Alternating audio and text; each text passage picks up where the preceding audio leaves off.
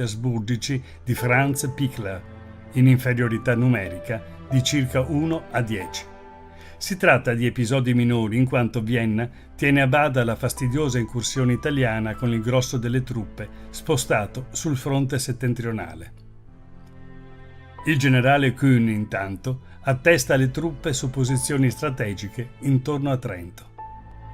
Cialdini occupa Padova il 12 luglio, il 14 Treviso, San Donà di Piave il 18 luglio, Valdobbiadene ed Oderzo il 20, Vicenza il 21, Udine il 22, il 24 luglio Cadorna entra a Palmanova, ma ormai la guerra è finita.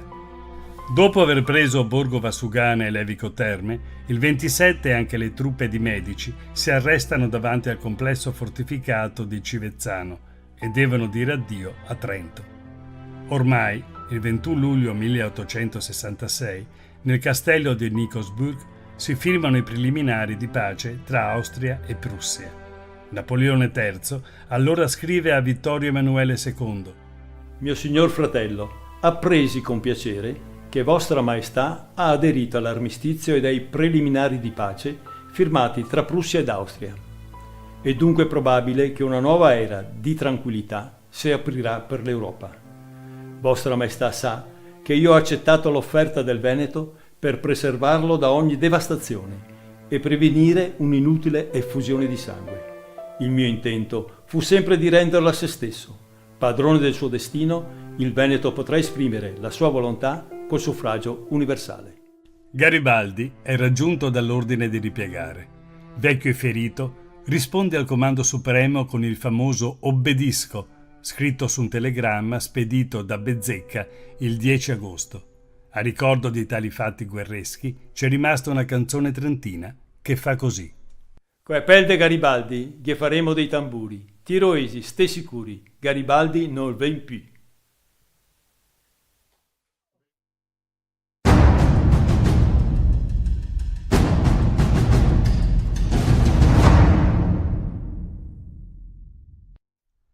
Al comando della Marina Militare, i primi di maggio 1866, il ministro della Marina Diego Angioletti aveva designato l'ammiraglio Carlo Pellion di Persano, che davanti ai problemi della flotta considerò l'idea di dimettersi. Persano era originario del Vercellese, della provincia di Vercelli, che è la provincia proprio accanto a quella di Novara dove io vivo. Lì l'acqua più profonda è 1,5 palmi delle risaie e infatti lui non sapeva nuotare. Quando era sulla nave si faceva affiancare sempre da 2 marinai che le cronache precisano dovevano essere robusti, perché se per caso lui cascava in acqua ce ne voleva 2, quello che lo aiutava ed eventualmente una riserva per salvarlo. Ora, che un ammiraglio possa essere ammiraglio senza conoscere sufficientemente l'acqua è paradossale, ma è ancora più paradossale perché la sua esperienza di gioventù l'ha consentito di mettere a repentaglio per 2 volte la vita del re d'Italia, quando ancora era soltanto principe. Erano in Liguria, facevano una scampagnata per mare e riesce a fare naufragare lo yacht, una barca da diporto, sulla quale però c'era il re e devono salvarlo. In un'altra occasione c'era il re, questa volta era il re, con tutti e 2 i figli, ed era sulla costa della Maddalena in Sardegna, voleva fargli risparmiare un'ora di viaggio e ha tagliato, ha preso uno scoglio, per cui sono dovuti arrivare in fretta e furia a salvarli. La sua difesa poi è stata quella che lo scoglio non doveva essere lì. Vi ricordate cosa ha detto Schettino? Dice: ho battuto sullo scoglio, ma non doveva essere lì.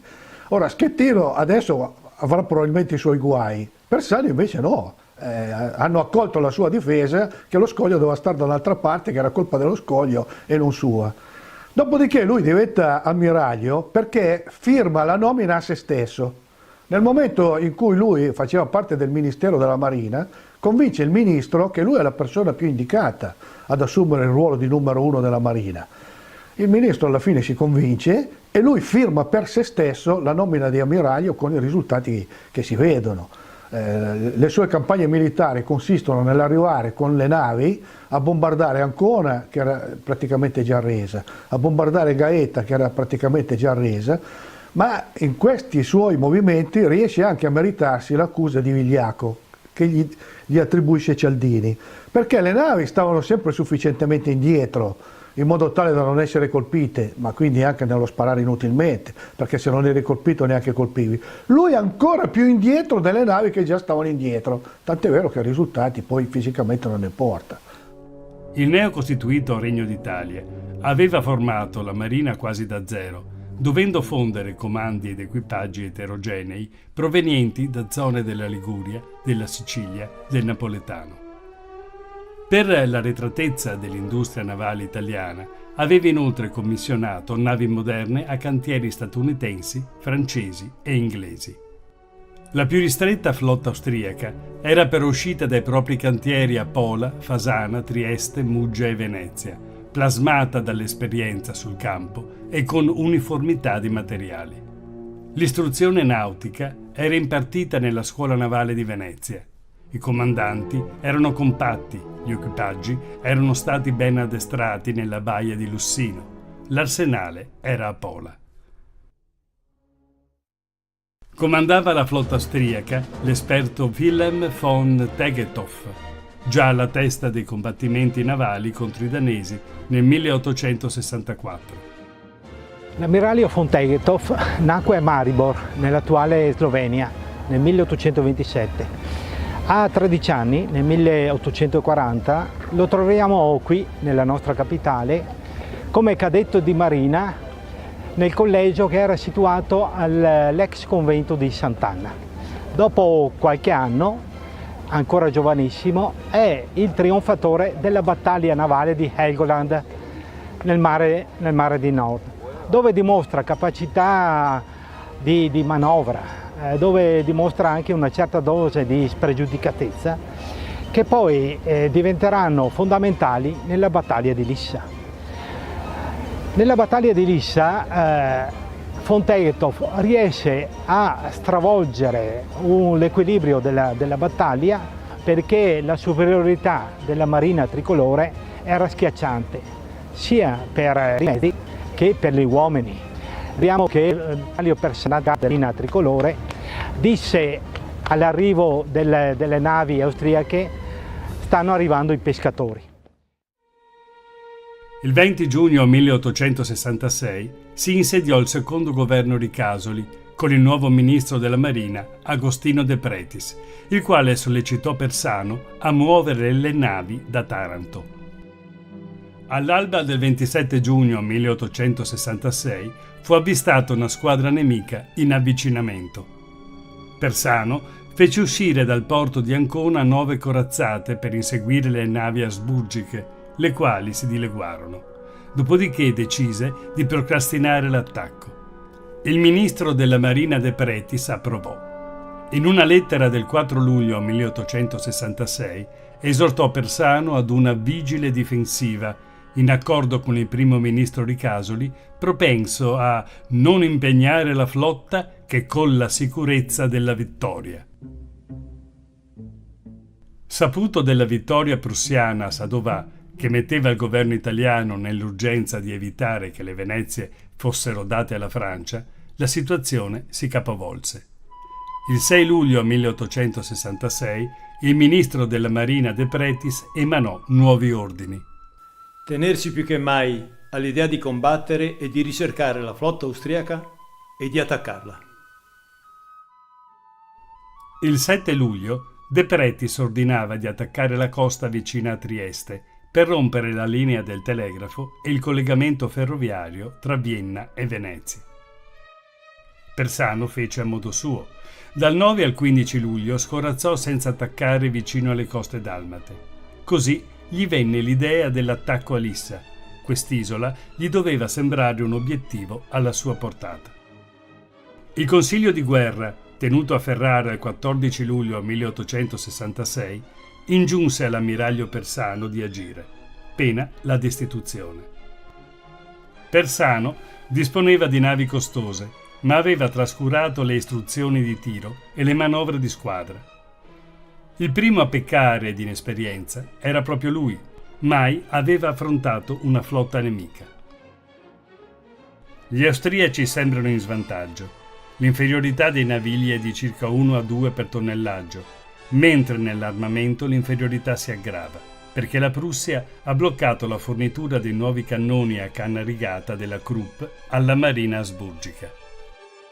Dovendo superare l'inferiorità di tiro, l'originale tattica di Tegethoff si basa sullo sperone.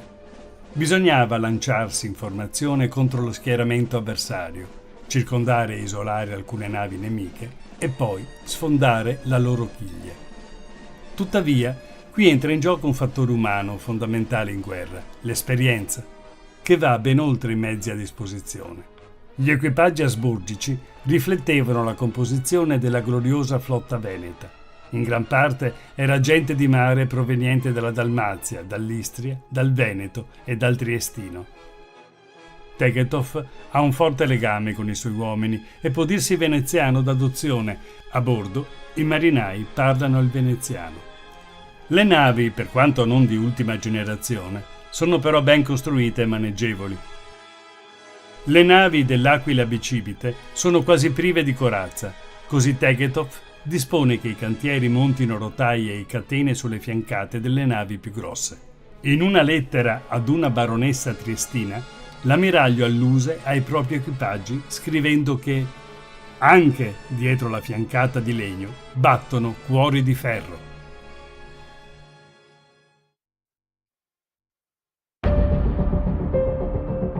Gli italiani vogliono prendere Lissa, ma non avendo mappe ignorano le sue postazioni difensive. Nessuno dei comandi si decide a consultare i subalterni che conoscono l'isola. La ricerca di carte topografiche presso i rigattieri di Ancona va a vuoto, così il capitano di vascello D'Amico è mandato in ricognizione a fare dei rilievi e circumnaviga la costa battendo falsa bandiera britannica. D'Amico può comporre così tutti gli schizzi dei forti e batterie, ma il suo lavoro risulterà impreciso. Poiché i cavi telegrafici sottomarini sono stati spostati, le cannoniere mandate nell'isola di Lesina a tagliarli vi riescono solo in tarda mattinata del 18 luglio. Perciò l'attacco manca dell'effetto sorpresa. Tegethoff è avvisato dei fatti dai bollettini ricevuti. Pensa dapprima ad una mossa diversiva di Persano, ma l'indomani capisce che Lissa era l'obiettivo del nemico, quindi è autorizzato ad uscire con la flotta, avendo carta bianca sul da farsi. Persano mira a neutralizzare i forti di Lissa.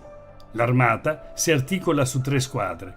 La prima, condotta da lui stesso, è la squadra da battaglia che attacca Porto San Giorgio. Poi c'è la squadra d'assedio sotto il vice ammiraglio Giovan Battista Albini, che deve sbarcare a Porto Manego. Infine, una squadra sussidiaria sotto il contrammiraglio Vacca. È composta da fregate e corvette ad elica e deve bombardare Porto Comisa, lanciando un secondo sbarco. Il 18 luglio le unità di Persano tempestano di ferro e fuoco le fortificazioni di Porto San Giorgio, ma le altre 2 squadre abbandonano il posto senza eseguire lo sbarco. Alla riunione serale, Persano rimprovera Albini e Vacca, che replicano tirando in ballo l'eccessiva altezza delle difese da colpire con le artiglierie. La vanagloria di Persano lo induce a cantar vittoria. Comunica ad Ancona che la Gibilterra dell'Adriatico è stata presa. Neppure il 19 fu lanciato lo sbarco, nonostante i rinforzi provenienti da Ancona. Arrivano l'agognato Ariete corazzato affondatore e nuovi reparti da sbarco che innalzano a 2200 le unità di fanteria italiana ormai superiori alla guarnigione isolana. Persano riprende a bombardare e ordina ad Albini di prendere Porto Carobert, ma l'azione è intrapresa solo alle prime ombre del tramonto, poi si arresta davanti alle fucilate delle truppe asburgiche. Persano si dice soddisfatto, quasi avesse tutto il tempo davanti a sé per coronare i suoi obiettivi.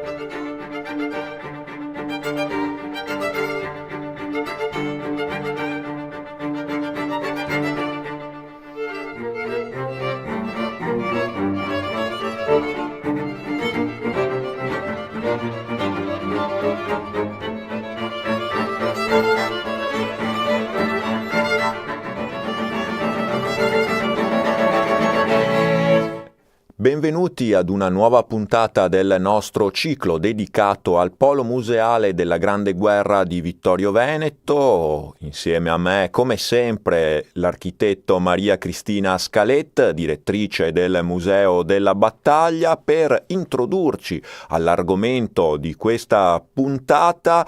Parleremo di un personaggio, architetto Scalet, un personaggio molto particolare, legato naturalmente alla Prima Guerra Mondiale e a Vittorio Veneto. Certamente. Stiamo parlando di un personaggio che è stato una medaglia d'oro al valor militare, si chiama Giacomo Camillo De Carlo, e nel corso della sua vita, proprio partendo dalle vicende della Grande Guerra, ha intrapreso una carriera di agente segreto. Quindi parleremo dell'aspetto dello spionaggio durante la Grande Guerra e di questo particolare uomo, veramente un po' uomo da romanzo. E ce ne parlerà la volontaria del servizio civile, la dottoressa Francesca D'Aros. Andiamo a conoscere allora uno dei protagonisti della Grande Guerra sul fronte vittoriese, ma non solo naturalmente, e non solo della Grande Guerra, perché la sua storia poi si evolve anche negli anni successivi. L'abbiamo definito uno 007 ante litteram, Camillo De Carlo. Allora, Francesca D'Aros, insomma, chi era questo personaggio molto particolare? Sì, questo è un personaggio particolare e molto importante per questa tematica della Grande Guerra. Giacomo Camillo De Carlo nasce a Venezia nel 1892 e entrò molto presto in ambito militare. Infatti nel 1915 ottenne il brevetto come pilota ufficiale alla Scuola di Aviatori di Roma e l'anno successivo ottenne invece il brevetto come ufficiale aviatore del cielo. Questo brevetto gli permise di portare il suo contributo nella Grande Guerra come appunto fotografo ufficiale.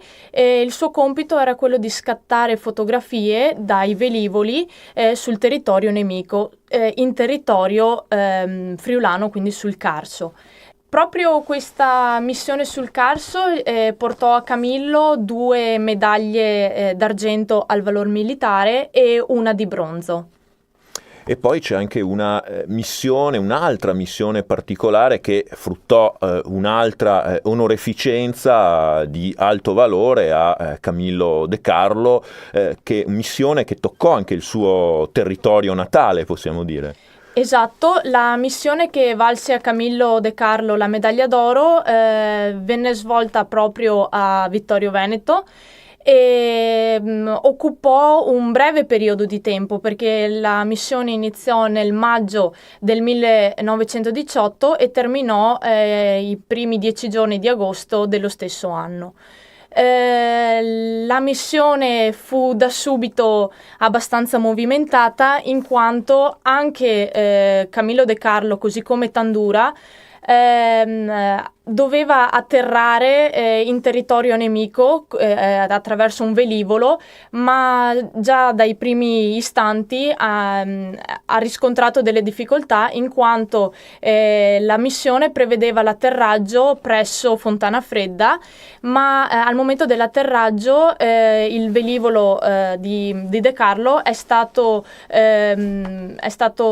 scoperto e quindi è stato illuminato da un faro nemico e il pilota è stato costretto a riprendere quota per scappare dai nemici. Decidono di atterrare nell'aeroporto austriaco proprio, quindi nemico, presso Aviano, perché hanno un po' di fortuna in quanto in quel momento stavano decollando 2 velivoli e l'aereo di De Carlo ne approfitta per atterrare proprio perché nascosti dal rumore dagli aerei nemici, quindi riescono ad atterrare. Riescono perché? Perché De Carlo in questa missione viene coadiuvato da un'altra persona, amica di De Carlo, e che conosceva molto bene il territorio, e questa persona è Bottecchia, un amico appunto stretto di Camillo. riescono ad atterrare e il giorno dopo, dopo una lunga camminata, arrivano a Fregona, che è nelle colline vittoriesi, e qui iniziano a tessere i primi rapporti di fiducia che dovevano permettere una buona riuscita della missione. Una missione che appunto è quindi soprattutto di spionaggio per passare informazioni, come si dice, da oltre le linee nemiche all'esercito, ai comandi italiani, e quindi De Carlo utilizza anche delle tecniche particolari.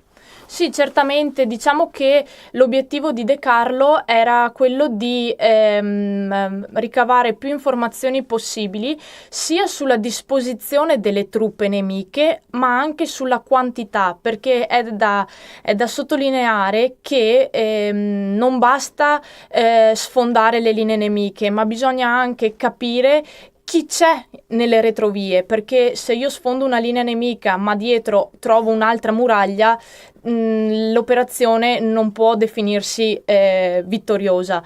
Quindi l'operazione di De Carlo era proprio capire come erano gestite le forze nemiche sul territorio, e questo riesce a farlo veramente bene anche grazie ad altre persone che hanno collaborato insieme a De Carlo per questa missione di spionaggio. Tra tutti vorrei sottolineare Brunoro, che è stato un segretario comunale che ha passato a De Carlo l'intero piano di battaglia nemico, e questo ha permesso la buona uscita della battaglia del solstizio dell'esercito italiano. Appunto si dovevano trasmettere questi messaggi in totale segretezza, e le modalità andavano dai piccioni viaggiatori, che era il metodo più segreto e anche più sicuro, o in alternativa si potevano utilizzare anche delle lenzuola stese, sapendo che c'erano degli aerei italiani che avrebbero fatto delle ricognizioni in quei giorni precisi, quindi erano dei messaggi proprio precisi. C'era un particolare codice, no? Appunto, a seconda di come venivano esposte questi teli, questi lenzuoli, il ricognitore capiva le informazioni. Queste informazioni, questo codice criptato veniva stabilito prima della missione, proprio per permettere di capirsi con poche informazioni e con pochi accorgimenti, ecco. Riguardo a queste tecniche di spionaggio, o meglio di comunicazione poi delle informazioni alle truppe italiane, all'esercito italiano, che era naturalmente oltre il Piave, lo ricordiamo, come diceva anche Francesca D'Aros, è il periodo dopo la disfatta di Caporetto, quindi De Carlo e i suoi collaboratori operavano in un territorio occupato dalle truppe austro-ungariche. Dicevo, proprio come esempio di queste tecniche di spionaggio davvero innovative per l'epoca, il museo conserva anche uno strumento molto particolare, molto curioso. Esattamente, il Museo della Battaglia ha un pezzo del tutto originale che è un galleggiante in sughero. Questo strumento serviva per trasmettere i messaggi tramite il fiume Piave, in quanto i messaggi venivano inseriti all'interno di questo galleggiante che aveva una forma tonda, e erano più di uno ovviamente. Questi galleggianti venivano buttati sul fiume Piave e la corrente li avrebbe semplicemente portati al di là delle linee nemiche, quindi non serviva il trasporto della persona, ma seguivano la corrente, quindi buttando più galleggianti si aveva una speranza maggiore che alcune informazioni arrivassero presso l'esercito italiano.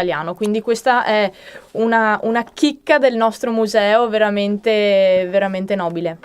E poi naturalmente c'era chi li attendeva dall'altra parte, li raccoglieva, insomma, sperando che qualche nemico non li intercettasse, e non li ha intercettati, perché poi effettivamente la missione di De Carlo è andata a buon fine, le informazioni sono state molto utili. Grazie allora a Francesca Darós per averci presentato, raccontato un po' la storia di questo eroe vittoriese, medaglia d'oro al valor militare, davvero, come abbiamo detto, un James Bond che ha precorso i tempi, un pioniere dello spionaggio, dalla vita davvero avventurosa. Grazie. Grazie a voi. L'appuntamento è con la prossima puntata del nostro ciclo dedicato al Polo Museale della Grande Guerra di Vittorio Veneto.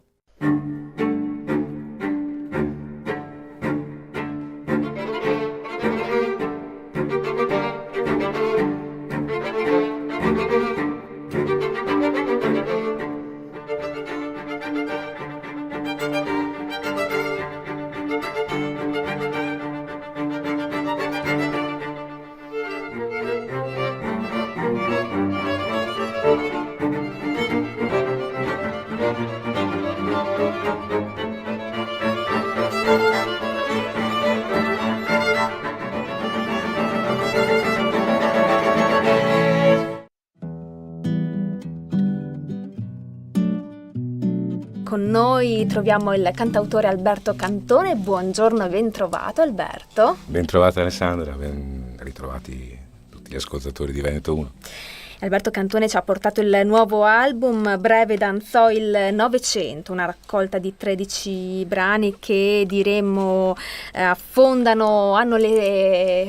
Beh, non li fare affondare appena usciti. No, infatti, hanno le sue radici, guarda, mi sono corretta subito perché non sia mai che hanno le sue radici nelle radici storia. Affondano mi piace molto, che affondano le radici è proprio accademico, una cosa seria, che affondano le loro radici nella storia recente del Novecento, il secolo breve. Bellissimo, Alessandra. Raccontaci l'origine di questo progetto. 13 brani, dicevamo, oltre al secolo breve appunto c'è un filo conduttore che li unisce. Sì, c'è un filo conduttore di tipo storico ma anche un po' di tipo poetico. E il filo conduttore storico, come hai detto giustamente tu, è quello di essere una narrazione del Novecento, del secolo in cui, ahimè, io sono nato e sono cresciuto, e anzi mi sono fatto crescere di più la barba per dimostrare che sono proprio un uomo del Novecento, con la barba ormai imbiancata, e una narrazione del secolo, grosso modo secondo quell'indicazione storica dell'identificazione del Novecento come un secolo breve di Eric Hobsbawm, che parte grosso modo con la Prima Guerra Mondiale e finisce con la caduta del muro di Berlino e del mondo che abbiamo conosciuto diviso nei due blocchi. Il disco si articola tra queste due date, grosso modo, con alcuni diversivi, con alcune scorciatoie e alcune prospettive sul futuro. E dall'altra parte il Novecento è raccontato attraverso, com'è un po' nella tradizione anche degli album precedenti, attraverso l'ottica di racconti, personaggi e storie un tantino a margine rispetto al centro, al fuoco della narrazione storica principale. E qui riprende forse anche il filone del viandante, o forse anche proprio il filone della tua poetica, diciamo, appunto le figure al margine. Sì. Ci vuoi presentare qualcuno dei protagonisti di cui racconti nelle tue canzoni? Sì, riprende un po' la mia poetica da angeli e ribelli. Gli angeli erano uomini non del tutto realizzati o che a un certo punto, per non precipitare contro vento, diventavano anche dei guerrieri.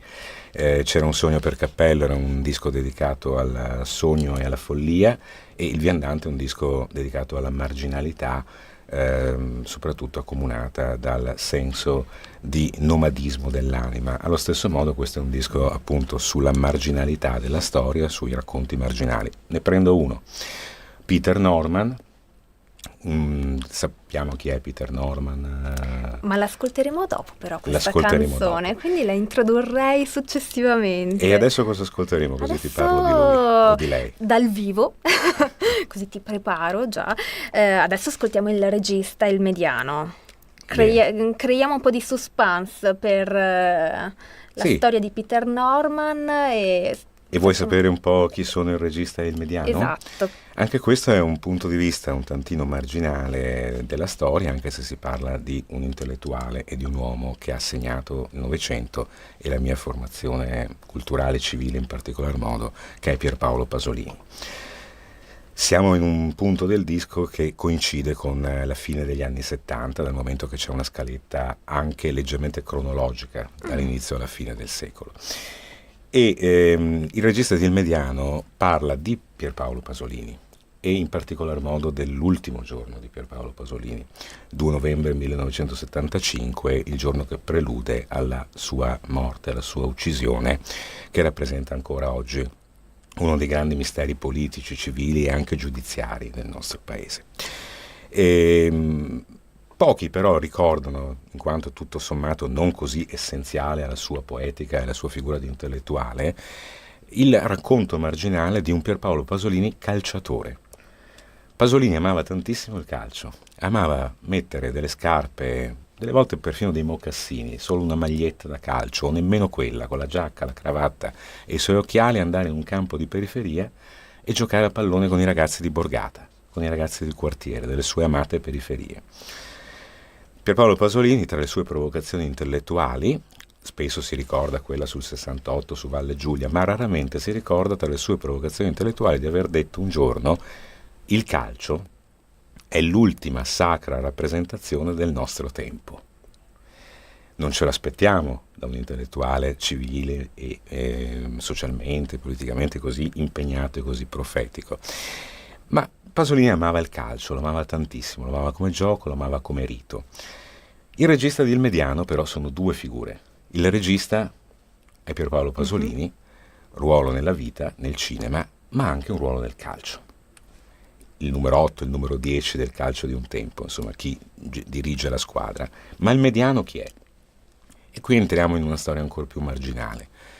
18 gennaio 1977, circa un anno e 3 mesi dopo la morte di Pasolini, muore sempre a Roma un calciatore molto noto in quel tempo, un calciatore della Lazio, si chiamava Luciano Rececconi, giocatore della Lazio dello scudetto del 1974, la famosa Lazio di Chinaglia e Tommaso Maestrelli in panchina, e anche con qualche partita, qualche convocazione nella nazionale. Destinato a giocare i mondiali, i successivi mondiali molto probabilmente. Muore per un colpo di pistola sparato da un gioielliere, di una gioielleria che si chiama Gioielleria da Cecco, di un certo Bruno Tabocchini, il quale gli spara pensandolo un rapinatore. Io ero un ragazzino, un bambino di 10 anni, poco più, e ricordo di essere tornato a casa e, come si usava al tempo, si mangiava con il telegiornale acceso e c'era la voce di qualche cronista del TG del tempo che, con voce seria e impostata, deve avere detto una cosa di questo tipo: questa mattina a Roma, nell'ambito di uno scherzo finito male, è stato ucciso il noto calciatore Luciano Rececconi della Lazio, il quale sarebbe entrato in una gioielleria al grido di "fermi tutti, questa è una rapina". Il gioielliere, impaurito, ha estratto una pistola e ha freddato il noto calciatore, che è giunto cadavere all'ospedale Gemelli. No? Okay.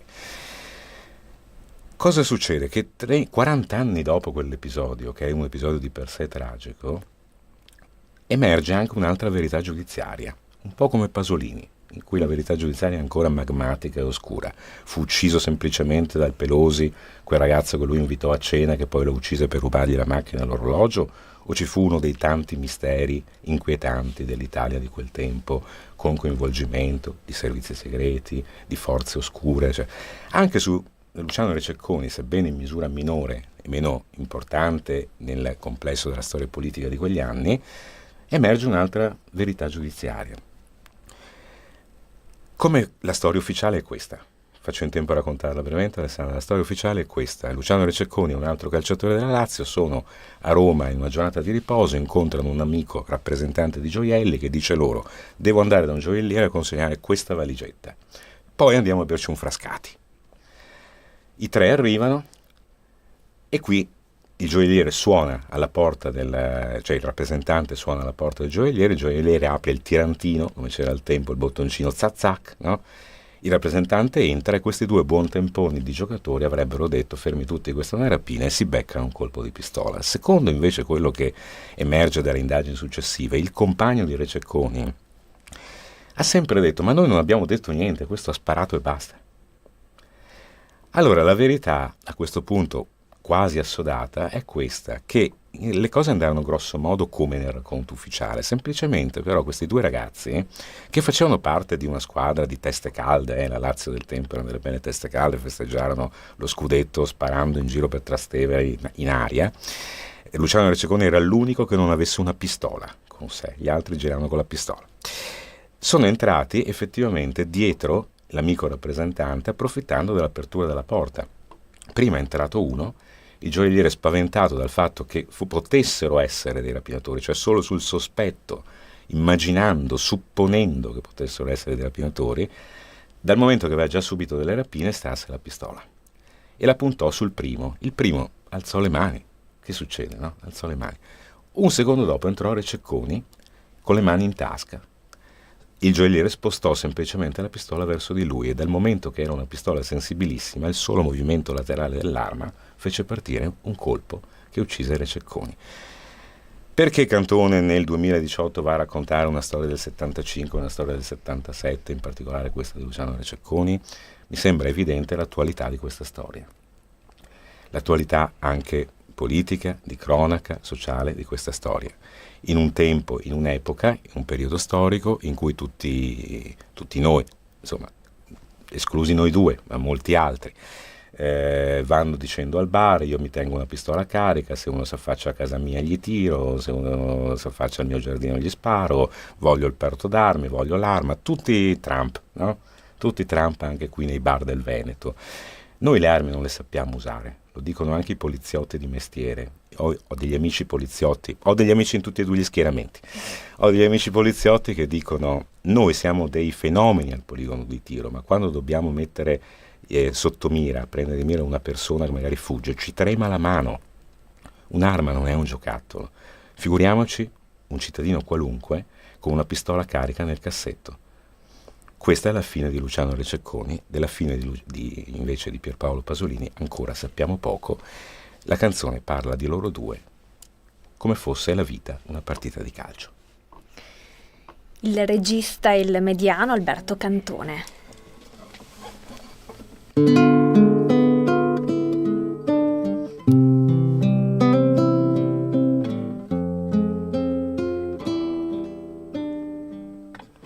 La mattina pioveva un poco a Roma, fin da mattina presto.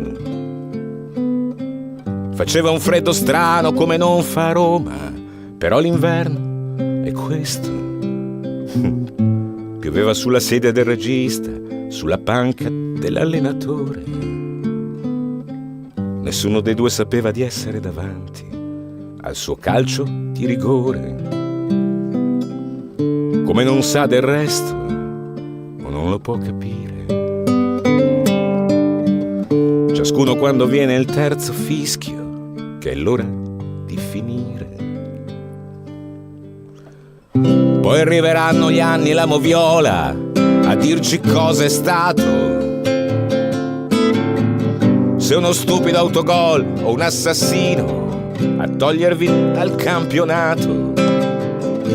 Uccisi entrambi da quegli anni, bugiardi e un po' assassini,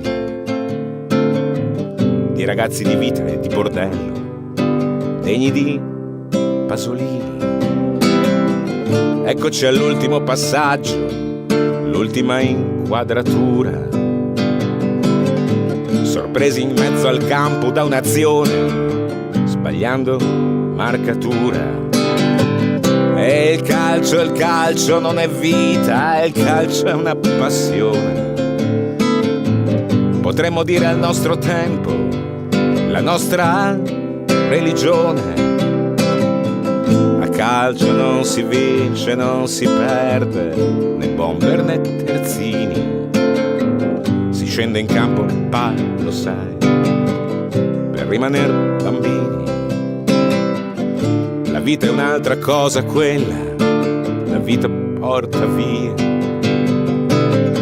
C'è un viale, un centro e dopo un nulla, la periferia. È il nulla andarsene da soli, fuori dalla memoria, senza un regista un po' mediano che narri un'altra storia. Però la prossima partita saranno entrambi assenti. La rosa titolare mancherà di ben 2 elementi e non c'è da prenderli al mercato di gennaio di riparazione. Giocherà senza il regista ed il mediano la tua generazione.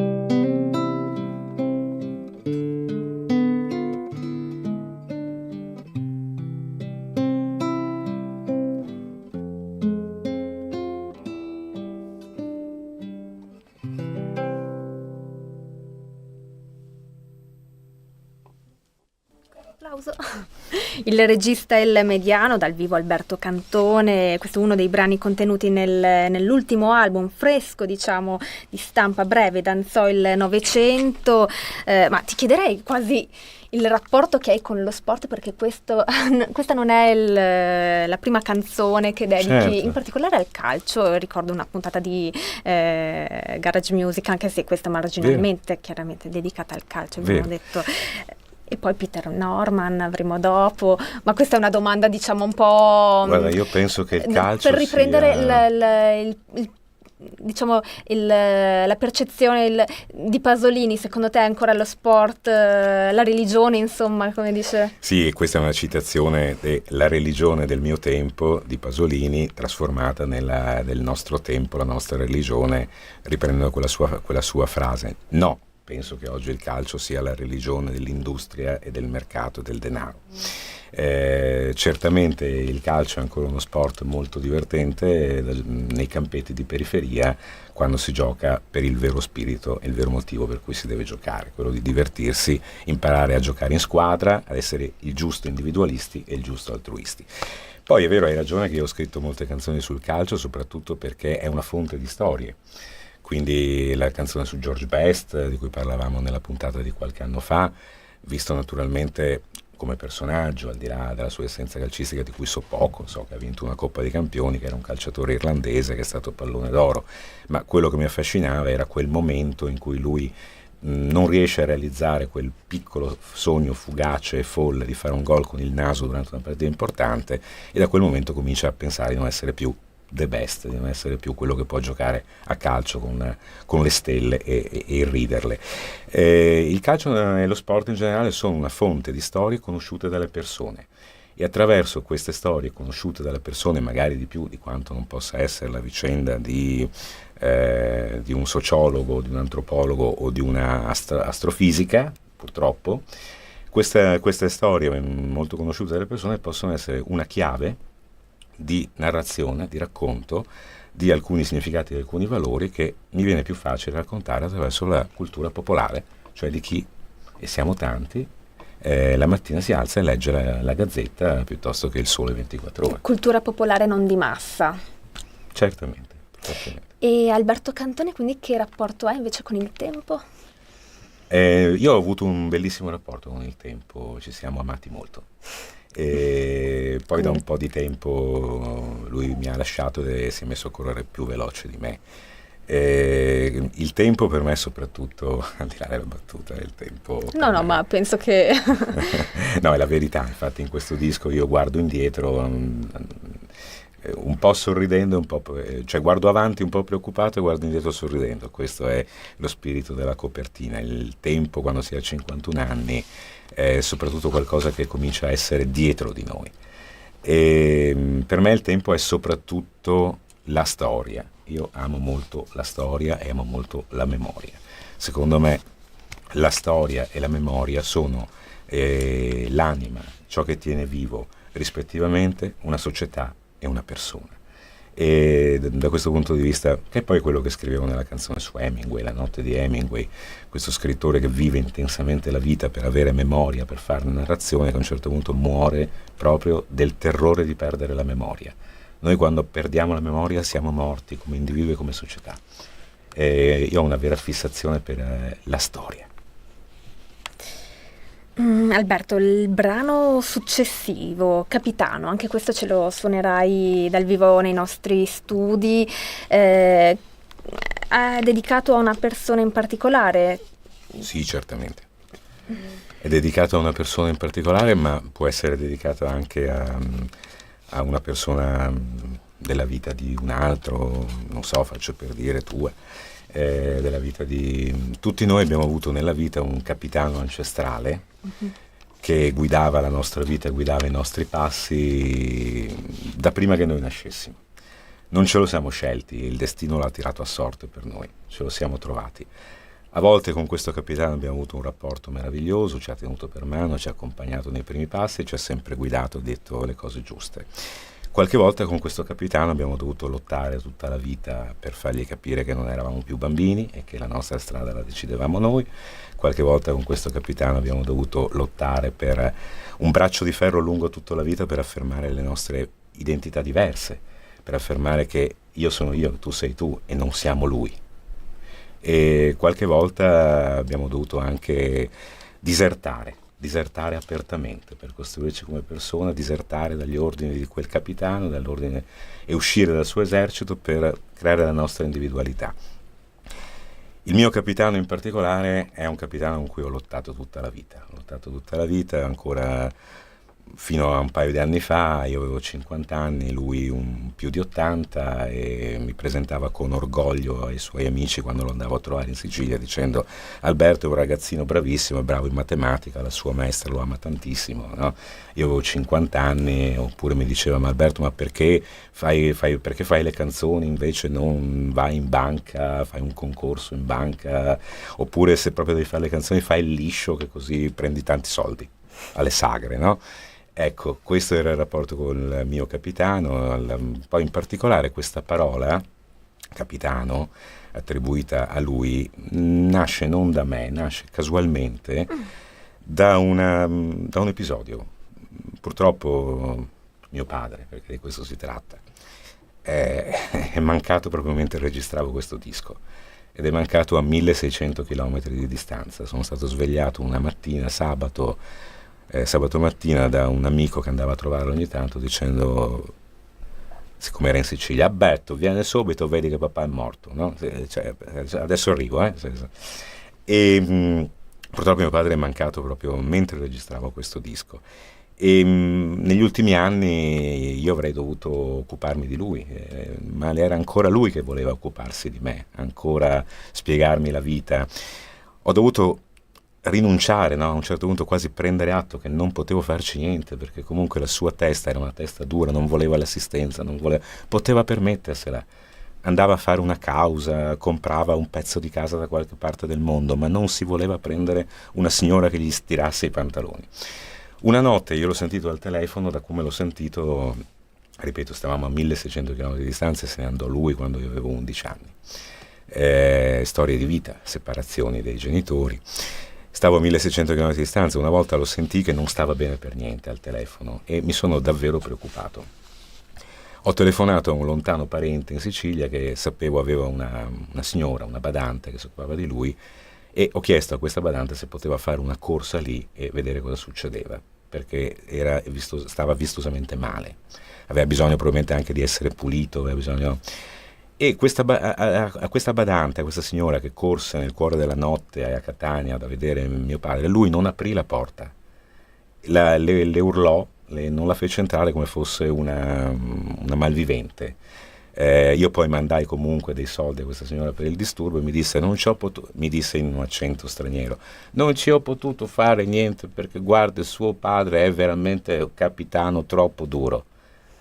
Allora, ecco, quella sera ho trovato la chiave di lettura del mio rapporto con questo mio capitano ancestrale, e ho preso la chitarra, se non quella sera, il giorno dopo, ed è venuta fuori una canzone che avrei voluto scrivere da molto tempo.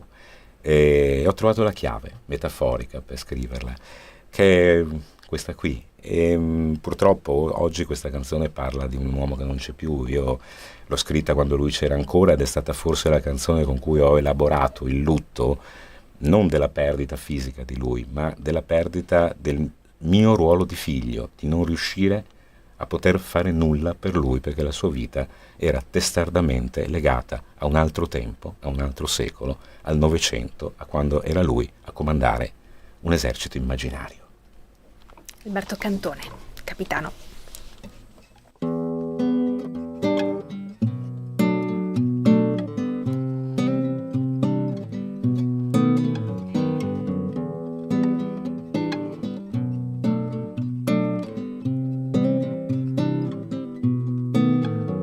Capitano di lungo corso, capitano per me da sempre, da quando ancora non ero al mondo, da quando il mondo non era niente. Capitano, questa vita è già un difficile mestiere e tu mi insegni riesce meglio a chi non è bandiere. Capitano di brigata, capitano di reggimento, troppo vecchio, troppo usato anche per il Novecento.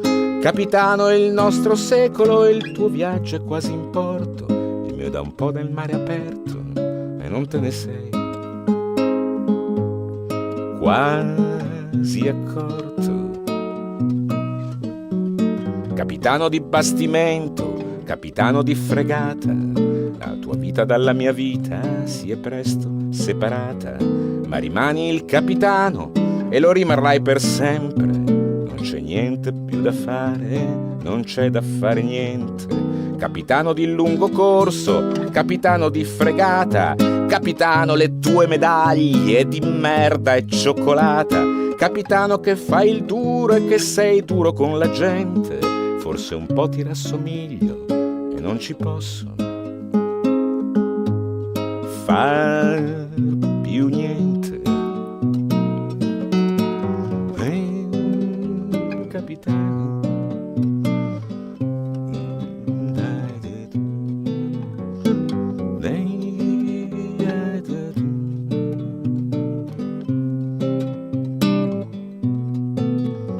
capitano che hai sognato di fucile di battaglie per meritarti gradi, lucidarti le medaglie, che hai inventato di aver dato la mano ai generali per poter giocare a carte nel circolo ufficiali. Capitano che i tedeschi hai combattuto alla frontiera, sarà stato su in montagna o forse al mare quella sera. Capitano che i tedeschi è giù una vita a raccontare, più che altro una straniera, troppo bella, troppo bionda per ballare. Capitano con le stelle e senza stelle mai negli occhi, capitano che credi in Dio come credere ai tarocchi. Capitano che hai avuto in sorte un esercito sbandato che non ti segue, non ti ascolta e che ha sempre disertato. Capitano, la nostra rotta, il nostro viaggio è quasi in porto, tu mi hai perso in mezzo al mare e non te ne sei accorto. Capitano, mi perdoni, magari un po' ti rassomiglio, ma se non sai essere un padre, io non ho saputo mai essere tuo figlio.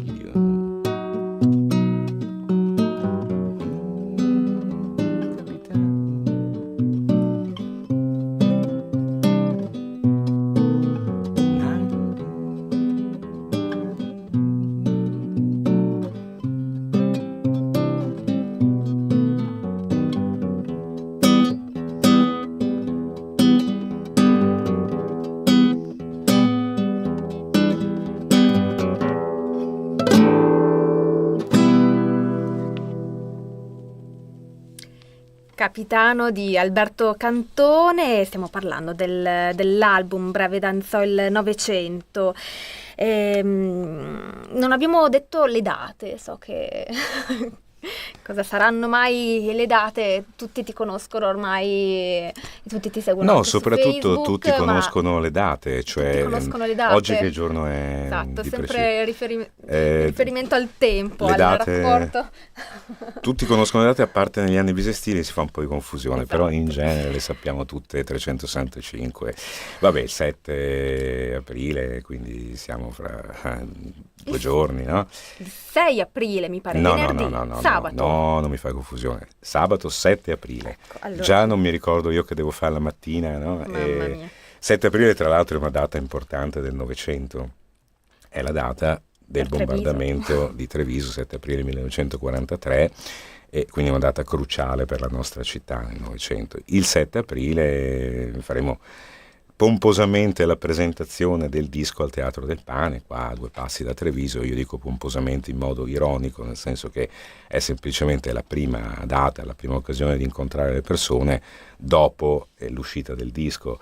Non è il tour di presentazione del disco, è una cosa a cui tengo molto, perché tu, Alessandra, no, possiamo dirlo, hai un bimbo, no? Hai una bimba, no? E non è che quando fai un bimbo o una bimba nuova poi fai un anno di tour di presentazione del figlio, no? Continua la tua vita, non lo sto dicendo a te, dico all'immaginario delle persone, continuiamo la nostra vita, abbiamo un figlio in più, si andrà al mare, in montagna a fare una passeggiata, poi lo si porta a scuola, cioè.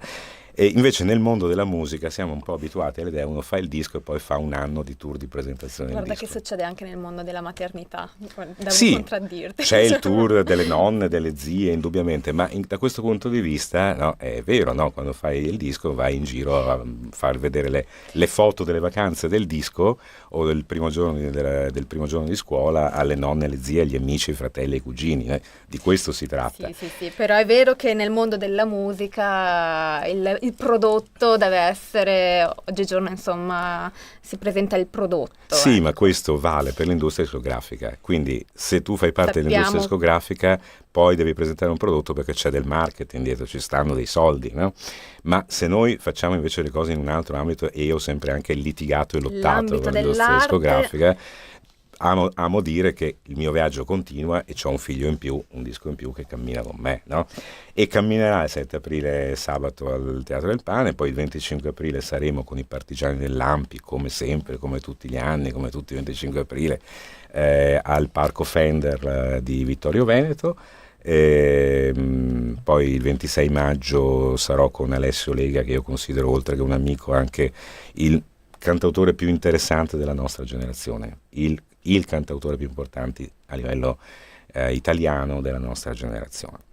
E poi il 24 agosto chiuderemo la parte alta dell'estate di Porto Santa Margherita, che è un paese dove io sono così quasi cresciuto e nato, e tutti gli anni c'è questa bella tradizione con degli amici che hanno piacere di avere una serata in quel bel palco che hanno costruito quasi apposta nella Darsena di Porto Santa Margherita per fare un bel concerto con anche degli ospiti, altri amici, vedremo, c'è un po' di tempo. Poi da qui al 24 agosto se ne inseriranno altri 25 di appuntamenti, ma non li so perché per fortuna non ho un tour manager che mi prende le date. Alberto, ci salutiamo con una canzone che è un inno al coraggio. L'abbiamo preannunciata proprio in apertura, si chiama Peter Norman. Chi è questo personaggio? Ma credo sia il centro narrativo di questo disco, è proprio la figura del Novecento marginale, raccontata da un marginale per definizione, proprio dal punto di vista iconografico. Peter Norman. Siamo a Città del Messico, Olimpiadi 1968, avviene una cosa straordinaria, un'icona del Novecento, un'immagine del Novecento. Molti di noi hanno avuto quel poster in camera, il poster di 2 atleti neri sul podio della finale dei 200 metri piani, con i piedi scalzi e il pugno levato, guantato di nero, a rappresentare la rivendicazione delle lotte per i diritti civili e politici della popolazione nero-afroamericana. Un'immagine straordinaria. Quei 2 ragazzi di colore, si chiamavano Tommy Smith e John Carlos, hanno fatto la gara della loro vita, sono andati lì apposta per vincere quella gara, arriveranno primo e terzo, e finalmente salire su quel podio e mostrare davanti a tutto il mondo visione, un'immagine rappresentativa, simbolica, eterna, di quella lotta che, ricordiamo nel 68, qual è il contesto, la lunga marcia di Martin Luther King, le Black Panthers, Malcolm X, arrivano a fare questa gara straordinaria dal punto di vista sportivo e questa dimostrazione di libertà, di affermazione, di dignità sul podio. Vedi che ho parlato già diversi minuti e non ho parlato di Peter Norman, perché Peter Norman è quell'omino che sta al margine della foto. Lui non alza il pugno, non non guarda particolarmente in modo fiero, ma sembra quasi così un po' emozionato e forse turbato, sta lì al lato del podio, lui arriva secondo. Fa la gara davvero della vita, perché fa il record australiano di sempre, ancora imbattuto, e arriva secondo in una finale olimpica, medaglia d'argento alle Olimpiadi del 1968. Dalle foto, dalla memoria, noi quasi lo escludiamo. La prima reazione, anche la mia reazione quando la guardavo da bambino, era quasi di una figura di un estraneo, qualcuno che rovinava la bellezza di quell'immagine, questo bianco con i capelli rossi e le lentiggini che guarda un po' straniato. Sembra quasi rovinare quell'impresa, quel momento. Ma Peter Norman è un ragazzo sensibile, è un ragazzo australiano. Poco prima di cominciare la cerimonia di premiazione vede i due compagni, di cui ha grande stima e rispetto perché sono più forti di lui, soprattutto Tommy Smith, che è il figlio del vento del tempo, di cui ha grande stima e grande rispetto, che stanno mettendo questi guanti, questo guanto nero, stanno mettendo questo adesivo, e li guarda e chiede che cosa succede. E loro domandano a Peter Norman: tu credi nei diritti civili? E lui dice sì. Anche nella mia Australia, anche nel mio paese ci sono delle discriminazioni verso gli aborigeni, le adozioni coatte. Date anche a me un adesivo. E si mette sul petto, come loro, un adesivo bianco degli atleti contro il razzismo. Anzi, addirittura li consiglia anche su una parte scenografica della premiazione, perché uno dei due, tra Tommy e Carlos, uno dei due si accorge di aver lasciato a casa i guanti. E allora lui dice: mettetene uno a testa. È un'idea di Peter Norman. Ecco perché nella foto uno appare con il braccio destro e l'altro con il braccio sinistro alzato, perché aveva un solo paio di guanti. Peter Norman, per questo solo momento di partecipazione indiretta a questa manifestazione di lotta e di affermazione del popolo nero, ritorna in Australia con la sua medaglia d'argento, con il suo record personale e record australiano, e viene accolto con una festa? No. Viene accolto con l'ostracismo e l'emarginazione. Non correrà mai più una gara ufficiale, farà le qualificazioni e farà un tempo ancora ottimo nel 72, ma la federazione australiana non lo manderà mai più a correre in rappresentanza della federazione. Soltanto nel 2006, il Parlamento australiano farà un atto di scusa, di riabilitazione nei confronti di Peter Norman, che vivrà tutta una vita da emarginato nel suo paese. Peter Norman muore nel 2012 e i due amici di allora portano la sua bara, cioè Tommy Smith e John Carlos. Lui compie un atto d'amore oltre che di coraggio, un atto d'amore che rappresenta per lui il momento più importante e anche più doloroso della sua vita. A chi gli chiede se quell'adesione alla manifestazione dei due afroamericani avesse in qualche modo oscurato la sua prestazione agonistica, lui dice no, io ne vado fiero. Quell'immagine lì non è di un uomo che disturba la scena, un po' supponente e distante dalla affermazione di quei due ragazzi. È l'immagine di un uomo fiero, che sa che in quel momento sta facendo anche lui un pezzettino di storia dalla parte giusta. E siccome era anche un credente, un cristiano, lui aderisce per senso di umanità, di amore, quella serata nella sua memoria sarà per sempre la serata della sua medaglia e della sua croce. Questa canzone, Alberto, la ascoltiamo dal vivo o da CD? L'ascoltiamo assolutamente da CD, poi tra l'altro c'è una... Peter Norman sta correndo per una finale, sta per la finale per del premio rappresentare... Amnesty? Sì, Voci per la Libertà, per poter rappresentare una canzone per i diritti umani per Amnesty International. Io, che non amo i premi, spero che non arrivi prima, spero che arrivi seconda, come Peter Norman.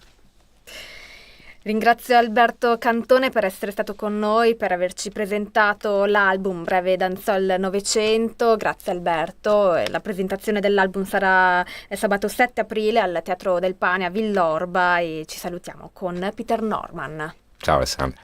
Ciao.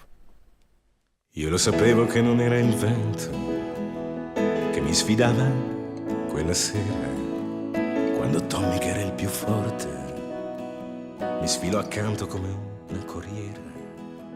Io lo sapevo che non era il vento.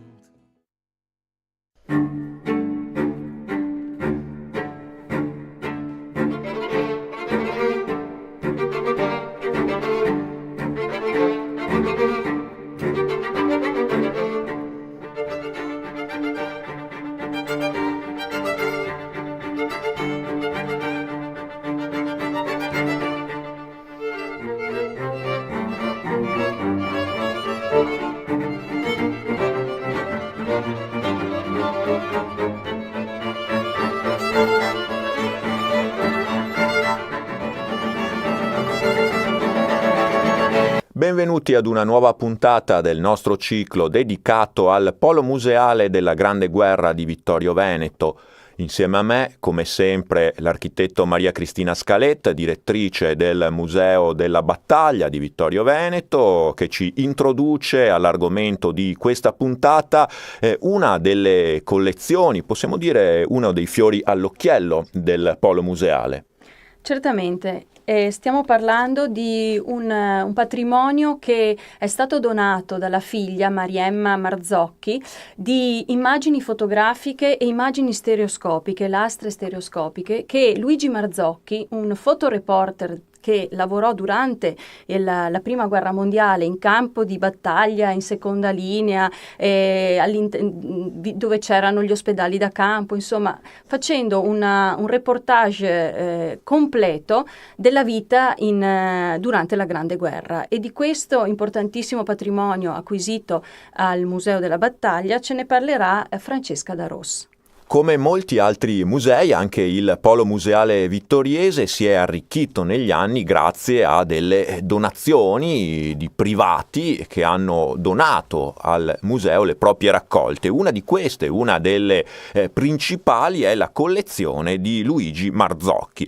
E allora, Francesca D'Aros, iniziamo intanto a dire chi era questo Luigi Marzocchi. Allora, Luigi Marzocchi nasce il 3 agosto del 1888 a Molinella, in provincia di Bologna. Intorno al 1907 venne arruolato per svolgere il servizio militare e lo porta a termine proprio come addestramento, in quanto non c'era ancora la guerra.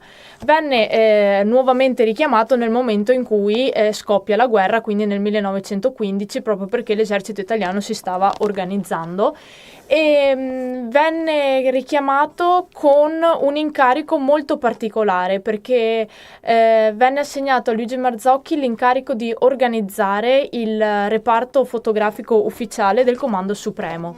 Cos'era questo compito? Il compito consisteva nel produrre immagini fotografiche che rappresentassero il territorio sostanzialmente, ma anche aspetti di vita quotidiana e di qualsiasi cosa che potesse portare un'informazione in più ai comandi. Quindi era un ruolo innovativo, perché nasce proprio in ambito militare, e assolutamente interessante a livello informativo.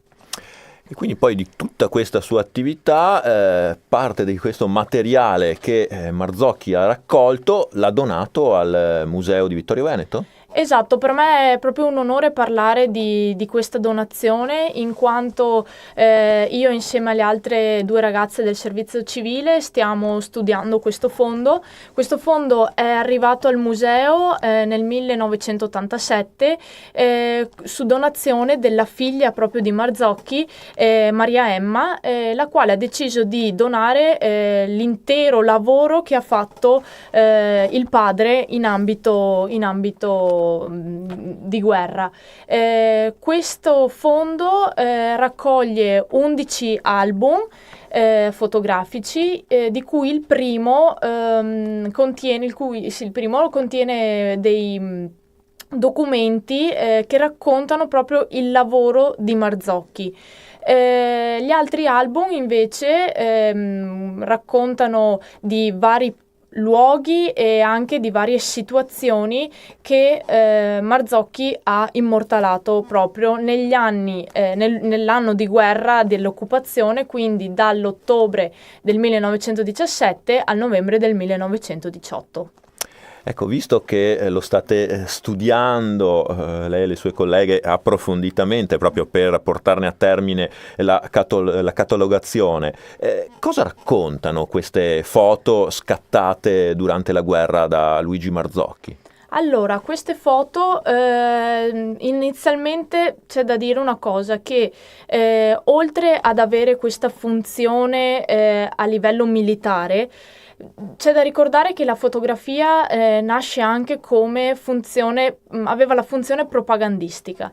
Dunque non si dovevano rappresentare scene troppo cruente e scene che rappresentassero il malessere dei soldati, in quanto potevano queste foto scappare alla censura e arrivare ai cittadini che, non vedendo la guerra, potevano percepire questo malessere dei soldati, che erano molto semplicemente figli, mariti e chi più ne ha più ne metta, quindi non doveva trapelare il malessere della guerra. Quindi queste foto raccontano la prima parte, le prime 400 foto circa, rappresentano la ritirata dell'esercito italiano dopo Caporetto, e quindi Marzocchi non lascia spazio alla disperazione dei soldati e neanche dei civili, ma bisogna presto riorganizzare l'esercito, e questo traspare proprio dalle foto di Marzocchi. Nella seconda parte viene raccontata sostanzialmente quella che è la battaglia d'arresto dell'esercito austro-ungarico, e anche qui c'è una piccola parte riservata al reparto degli arditi, per poi concludere con i festeggiamenti, la fine della guerra, arrivando proprio ai festeggiamenti e alle celebrazioni del 4 novembre, quindi si vede anche la parte più gioiosa, se così si può dire, della fine della guerra. Quindi un patrimonio davvero interessante, quello costituito dalle foto scattate da Marzocchi, dai suoi collaboratori, foto che sono visibili al museo? Sì, queste foto sono visibili all'interno del percorso di guida del museo tramite delle gigantografie. Infatti sono state selezionate alcune foto molto belle che rappresentano e valorizzano anche il lavoro di Luigi Marzocchi. Una parte invece non si vede, è quella, il museo nascosto lo chiamiamo noi, e rappresenta una serie di stereoscopie che rappresentano proprio questa tecnica utilizzata e nata in periodo di guerra, che praticamente rappresentava la visione dell'occhio umano, e tramite queste foto e un apposito apparecchio si possono vedere queste foto in versione tridimensionale, quindi anche questa è un valore aggiunto a quello che è il fondo Marzocchi e la donazione arrivata al Museo della Battaglia.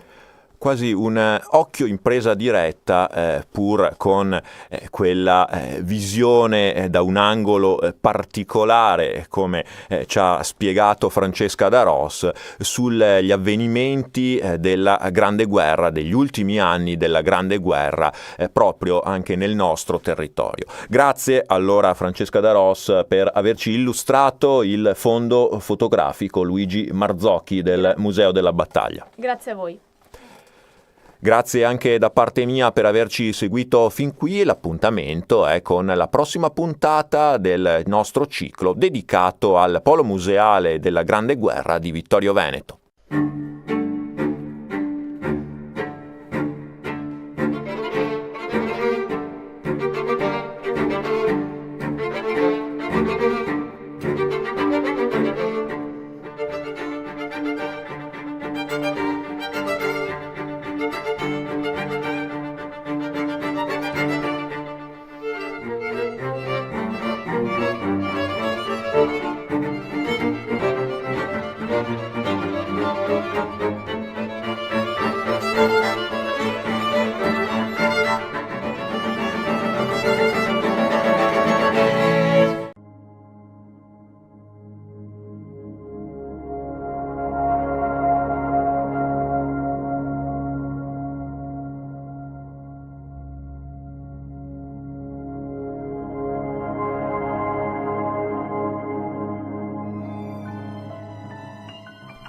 La mattina del 20 era spazzata da vento di burrasca e Persano aveva di nuovo messo l'assedio all'isola. Di colpo è segnalata la flotta nemica. Le navi italiane da combattimento sono 28, di cui 12 corazzate. Il mare si ingrossa e Persano fatica a riunire la flotta. Nonostante gli ordini ricevuti, Albini si attarda a recuperare le lance messe a mare per lo sbarco. A bordo della Herzog Ferdinand Max, Tegetthoff guida le 3 formazioni disposte in formazione a Cuneo. Aprono lo schieramento 7 unità corazzate, seguono 8 fregate guidate dal pirovascello Kaiser. Infine, altre 7 cannoniere e naviglio minore. Alle 10 Lissa è ormai in vista, così pure le unità italiane.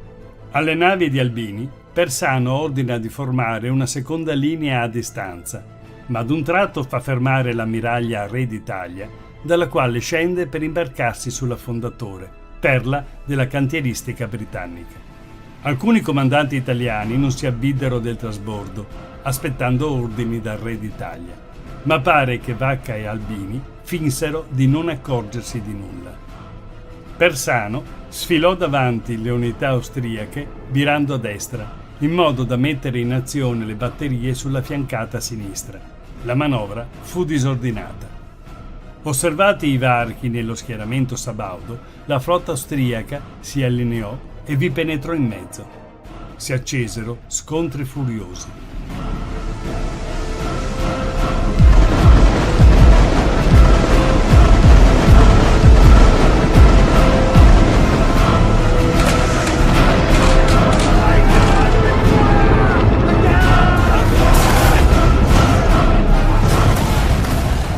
La Drache, sull'estremità destra dell'ala austriaca, fu colpita 17 volte da proiettili pesanti. Perdette l'albero maestro e rimase quasi senza propulsione. Il comandante von Moll restò poi decapitato da un proiettile, ma il secondo in comando, Weiprecht, riportò la nave in combattimento. Sono le 11. Il contrammiraglio Vacca cerca di aggirare la squadra nemica accostando sulla sinistra per assalire le navi in legno. Così facendo, lascia le navi italiane centrali sole contro tutta la flotta austriaca. Il Re d'Italia, la Palestro e la San Martino restano circondate. Allora Persano punta con l'Affondatore contro il vascello a 2 ponti Kaiser, cercando di speronarlo, visto che era privo di corazza, ma la nave austriaca lo scansa e finisce con uno scambio ravvicinato di bordate. La Re di Portogallo imita Persano sparando sulla Kaiser. Il commodoro Anton von Petz allora vira di colpo ed esegue un controsperonamento. Non avendo lo sperone, la grossa fregata Kaiser fracassa il grosso albero di Bonpresso contro il fianco della Re di Portogallo. Subito la Maria Pia assale la Kaiser in un terzo scontro a cannonate e la priva dell'albero maestro e della ciminiera. Il fumo di spari e incendi si alza denso, i 2 avversari non si vedono più e cessano i tentativi di speronamento. La nave di von Petz, in fiamme, va a rifugiarsi a Porto San Giorgio, scortata dalla sua squadra. Persano segnala alla seconda squadra di Albini di inseguirla, ma nessuno si muove. Tegetthoff cerca di speronare la Palestro sulla poppa, tanto che si schianta il suo picco posteriore da cui sventola il tricolore, che è subito predato dalla nave austriaca. La San Martino si sfila e la Re d'Italia diviene il solo bersaglio. Un colpo d'artiglieria le scardina il timone colpendola da 700 metri, sicché diviene ingovernabile. Il capitano di vascello Emilio Faa di Bruno vide l'ammiraglia Herzog Ferdinand Max che irrompe con le macchine lanciate a oltre 11 nodi. Per schivare la collisione ordina macchine indietro, ma il Re d'Italia non ha scampo.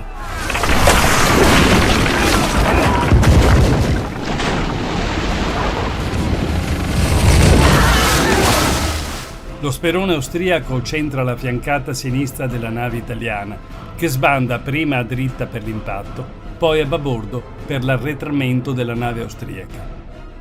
L'acqua inonda l'enorme squarcio ed il Re d'Italia in breve affonda, inabissandosi con gran parte dell'equipaggio.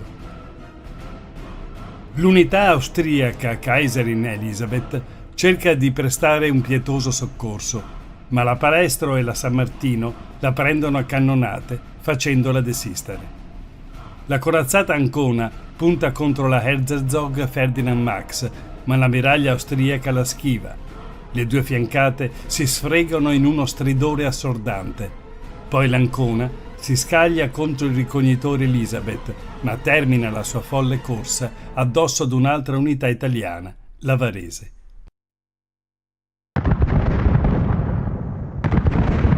La cannoniera Palestro ha la peggio con le fregate austriache.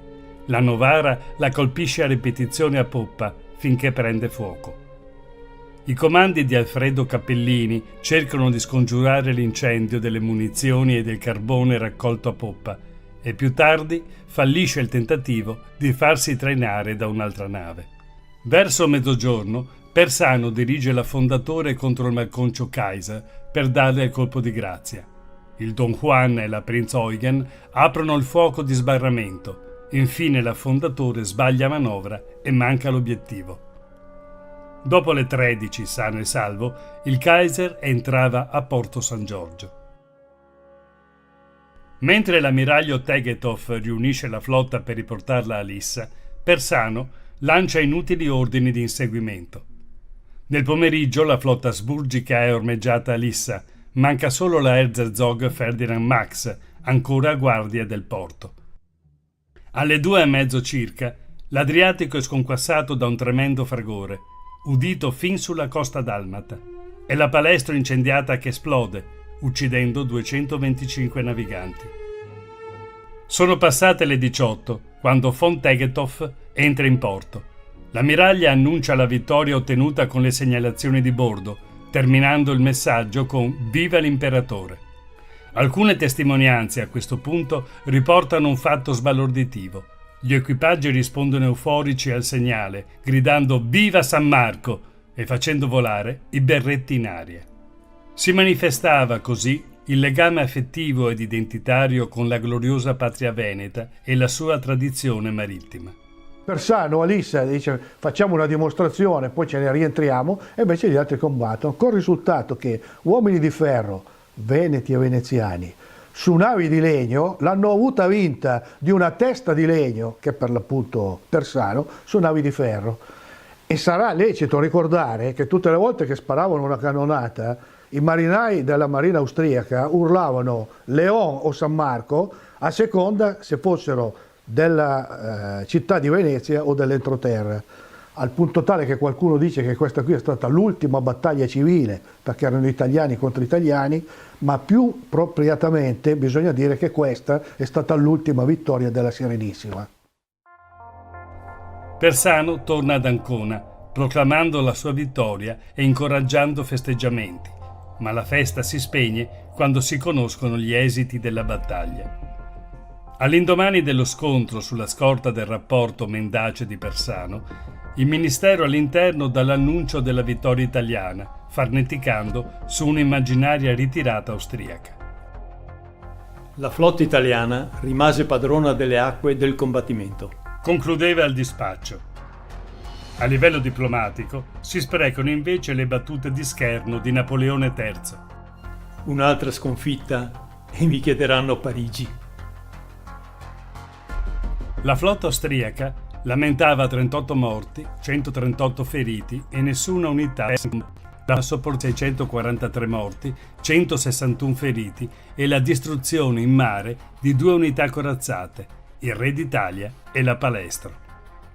La sconfitta di Lissa scatena l'indignazione generale, la gente inveisce contro i comandi italiani, scoppiano persino disordini sulla riva del porto anconetano. Ad ottobre il Senato del Regno sottopone Persano ad un lungo processo. Il 15 aprile 1867 è ritenuto colpevole di negligenza, imperizia e disobbedienza, ma prosciolto dalle accuse di alto tradimento e viltà di fronte al nemico. Condannato alle spese di giudizio, è deposto dal grado e perde la pensione. Alla sua vecchiaia provvede un vitalizio elargito da Vittorio Emanuele II. Vacca e Albini sono anch'essi rimossi dal comando. Al fatto d'arme, Trieste dedica varie cerimonie e vi attribuisce la gaudio generale su tutta la costa istriana e dalmata e solidarietà generale con l'impero asburgico.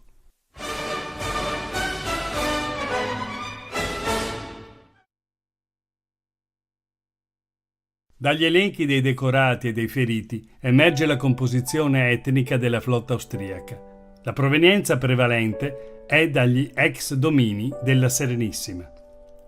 Un articolo del 78 di Pietro Giorgio Lombardo enumera 2 medaglie d'oro e ben 47 d'argento, concesse dall'impero ai marinai delle province di Venezia, Rovigo e Padova.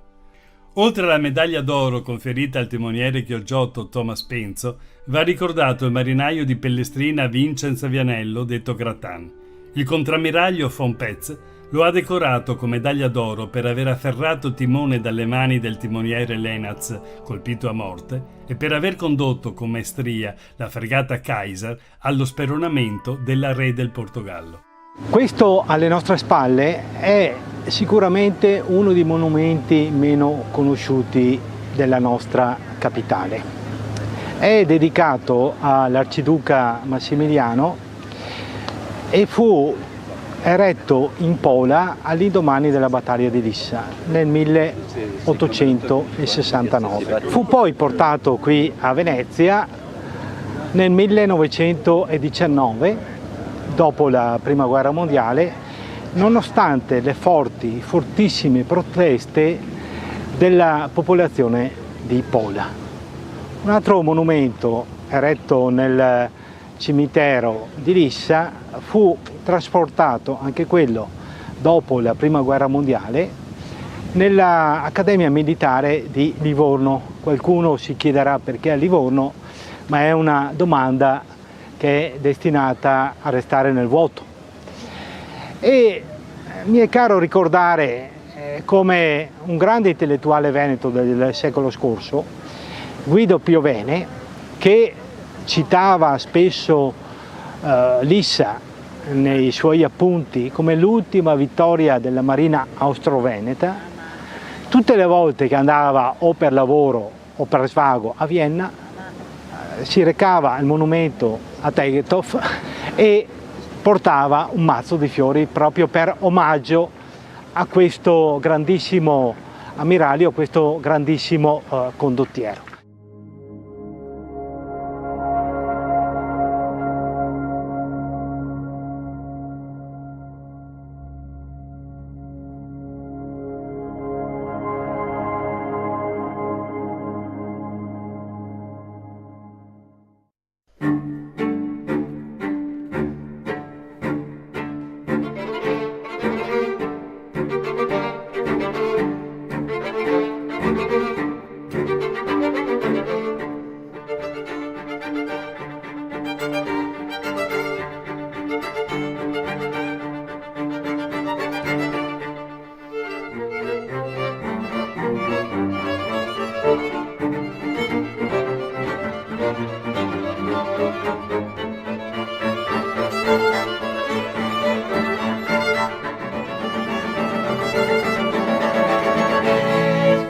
Benvenuti ad una nuova puntata del ciclo dedicato al polo museale della Grande Guerra di Vittorio Veneto.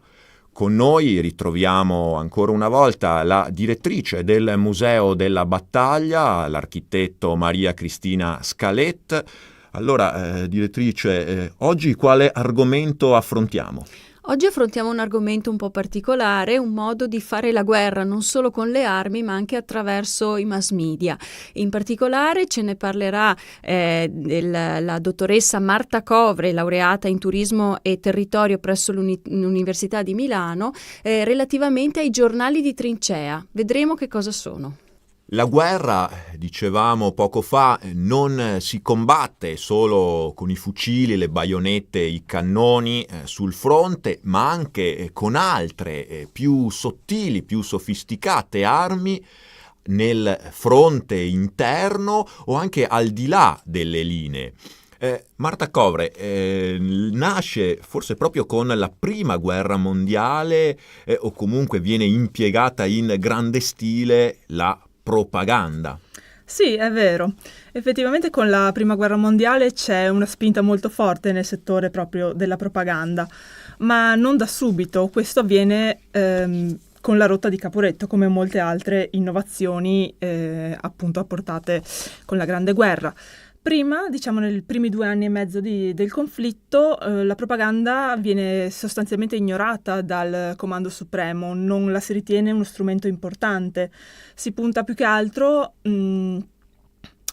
a comizi tenuti magari da politici interventisti o da personalità interventiste, ovviamente civili, che quindi non sapevano concretamente nulla di ciò di cui andavano a parlare e quindi non ottenevano alcun risultato nei soldati, anzi provocavano reazioni contrarie, proprio perché i soldati si sentivano quasi presi in giro da queste persone estranee che volevano insegnare a loro cosa fosse la guerra. Dopo la rotta di Caporetto invece si capisce che bisogna intervenire concretamente sul morale dei soldati, quindi è necessario utilizzare la propaganda e utilizzarla bene. I soldati non possono più essere lasciati alla mercé dei volantini nemici, della propaganda nemica che ovviamente spinge per una resa dei soldati. Il Comando Supremo quindi capisce che deve intervenire e quindi vengono create le sezioni P, dove P ovviamente stava per propaganda, ma senza dirlo in modo diretto, per non causare diffidenza nei soldati, diffidenza appunto come era prima. E appunto vengono scelti degli ufficiali P, che sono, li chiameremo oggi gli opinion leader, coloro che per il loro carattere, il loro carisma guidavano le opinioni dei loro commilitoni e che vengono appunto incaricati di diffondere idee patriottiche, idee di resistenza, ma si capisce anche che la propaganda più efficace è quella scritta, perché resta, si può rileggere, si può rivedere, si può diffondere in modo molto più ampio. E quindi nell'ultimo anno di guerra le trincee italiane sono letteralmente invase di volantini, opuscoli, cartoline e giornali di trincea. Esatto, nascono dei veri e propri giornali che vengono distribuiti ai soldati, appunto i giornali di trincea. Esatto, sì, sono giornali periodici, in genere settimanali, che vengono scritti da soldati per soldati, quindi questo in qualche modo invita anche la truppa a leggere, a fidarsi di questi giornali, perché sono scritti da persone che sapevano di cosa parlavano, che avevano esperienza diretta al fronte. E appunto nascono questi periodici, ogni armata ha il suo, ma non solo l'armata, anche il corpo d'armata, il battaglione, il reggimento, ogni piccola unità combattente ha la sua sezione P e la sua piccola redazione, chi più fai da te, chi più su scala industriale quasi, che pubblicano i giornali di trincea. Cosa c'era scritto in questi giornali? Allora, in questi giornali non c'era in realtà moltissima parte scritta. Quelli di maggior successo sono caratterizzati da grandi immagini, grandi disegni, qualche fotografia più rara, numerose strisce di vignette, ovviamente satiriche e contro il nemico. E gli articoli invece erano più rari e in ogni caso molto, molto semplici. Si incitava a resistere portando esempi di cosa stava avvenendo magari nel Belgio, nelle altre terre invase dove la Germania e l'Austria-Ungheria portavano distruzione, facevano vittime tra i civili, eccetera. Quindi si cercava proprio di stimolare una reazione istintiva, basica, molto semplice. Guarda cosa rischiano le tue famiglie, reagisci resistendo e continuando a combattere e vincendo. Perché naturalmente, diciamo, molte immagini, poche parole scritte, anche perché la truppa in quegli anni in gran parte era ancora analfabeta, non sapeva leggere, quindi bisognava mandare un messaggio che fosse comprensibile a tutti. Esatto, le immagini ovviamente sono più efficaci, più intuitive di un testo scritto e quindi si puntava molto sulla qualità delle immagini. C'erano disegnatori arruolati appositamente anche o che venivano scelti per le loro qualità appunto grafiche, per le loro capacità grafiche. Quindi una vera e propria struttura, un'azione strutturata con tanto di uffici propaganda, con questi giornali, ma poi hanno avuto efficacia questi giornali, hanno raggiunto l'obiettivo che si prefiggevano? La risposta è un po' difficile perché il risultato è un po' contrastante. Ci sono quei soldati che dicono no, i giornali non hanno contato nulla, come ad esempio Emilio Lussu, è un esempio di soldato arruolato che dice che i giornali appunto non hanno contato nulla. Ma si può fare una riflessione sul fatto che Emilio Lussu era un intellettuale, aveva un background culturale, diciamo, molto più sostanzioso, molto più forte del soldato medio italiano. Invece, appunto, per i soldati medi invece probabilmente c'è stata un'efficacia effettivamente in questo senso, perché essere tempestati da immagini satiriche, ovviamente, caricature, eccetera, del nemico, che ne mettevano in risalto i difetti sia fisici che morali, si prendeva in giro l'aspetto soprattutto degli imperatori, dei capi di stato nemici, per colpire poi tutti gli altri. E queste immagini appunto costruivano un'immagine, costruivano un senso del nemico, davano proprio un'immagine mentale, e finalmente i soldati avevano qualcuno contro cui combattere, non era più il nemico della patria, era quello specifico soldato, quello specifico imperatore, con quelle caratteristiche, quella faccia, quella divisa, eccetera. Quindi questo aiuta molto a crearsi un'immagine mentale, quindi un obiettivo, quindi a stimolare la reazione verso l'indirizzo specifico, verso l'obiettivo specifico. Sicuramente importanti testimonianze che in alcuni casi sono giunte fino a noi nonostante anche la delicatezza del supporto cartaceo, e di queste testimonianze ne conserva alcune anche molto preziose anche il Museo della Battaglia. Mm-hmm. Sì, esatto, il Museo della Battaglia conserva alcune serie complete di giornali di trincea, che non è così scontato come si può pensare, perché appunto erano giornali fatti per i soldati, quindi arrivavano fino alla prima linea e molto spesso andavano distrutti, andavano persi, oppure venivano inviati a casa dai soldati che ci tenevano a far vedere alle famiglie appunto i nemici, cosa leggevano, eccetera. E il museo comunque ne ha alcune serie complete, ad esempio della Tradotta, che è il giornale della Terza Armata, ed è un po' il giornale simbolo dei giornali di trincea, perché è quello più elegante, quello più raffinato, più completo. Infatti vi lavoravano dei professionisti della stampa, ad esempio Antonio Rubino e Renato Simoni, che erano dipendenti del Corriere della Sera prima di essere arruolati, quindi conoscevano bene il loro lavoro. La Tradotta era anche molto illustrata, aveva delle grandi tavole in copertina e in controcopertina, aveva un impatto bellissimo a livello visivo e grafico. E il museo appunto ha la serie completa di 25 numeri e 3 supplementi, e anche la ristampa del 1933, perché questo giornale è stato appunto ristampato da Mondadori nel 1933 e nel 1966, proprio per il grande successo che aveva avuto anche tra la popolazione civile del territorio, insomma. Poi il museo conserva anche copia dell'Astico, la serie completa dell'Astico, 39 numeri, che l'Astico era il giornale della Prima Armata sul territorio della provincia di Vicenza, ed era un giornale diciamo più semplice, graficamente molto più semplice, in bianco e nero innanzitutto, e più orientato ad essere utile ai soldati, a dare informazioni, suggerimenti, più che non a mostrare immagini, caricature, eccetera. C'erano anche quelle, ma erano secondarie. Un giornalismo di servizio, un giornalismo di servizio, sì, esatto, che tentava di coinvolgere il maggior numero di soldati possibili, diversificando i temi trattati, lo stile e appunto i destinatari. Ad esempio l'Astico ha proposto un concorso per la cottura del riso. I cucinieri dei battaglioni erano invitati a inviare la loro ricetta, che veniva pubblicata poi settimanalmente, e alla fine del concorso veniva premiata la migliore, con premi concreti, poi effettivamente delle scorde di riso, appunto, di cose per cucinare. Quindi era uno stimolo maggiore per i soldati, per una nicchia almeno di soldati in questo caso, a continuare a leggere l'Astico, insomma a restare informati.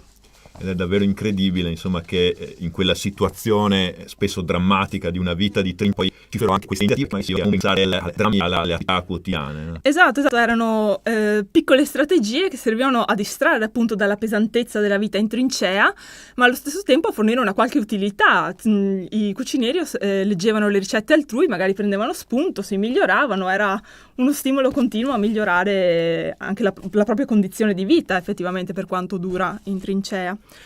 Questi giornali oggi sono visibili al museo?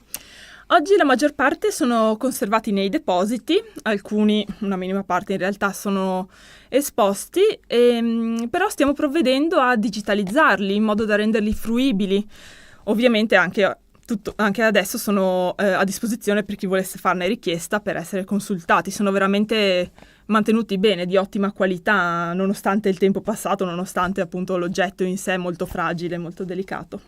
Sicuramente un aspetto, anche questo, forse poco noto, della guerra, della vita in trincea, ma davvero interessante, come ci ha raccontato Marta Covre. I giornali di trincea, la vera arma della propaganda. Grazie. Grazie. L'appuntamento è con la prossima puntata del nostro ciclo dedicato al Polo Museale della Grande Guerra di Vittorio Veneto.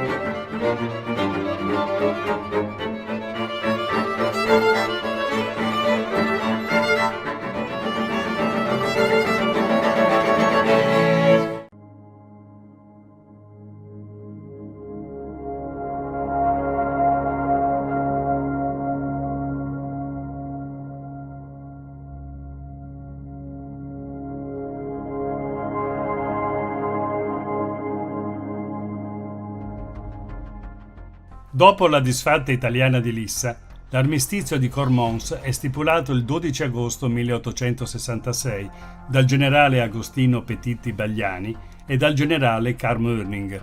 Si intima agli italiani di sgomberare dal Trentino. L'armistizio congelava le posizioni raggiunte e disponeva lo scambio dei prigionieri.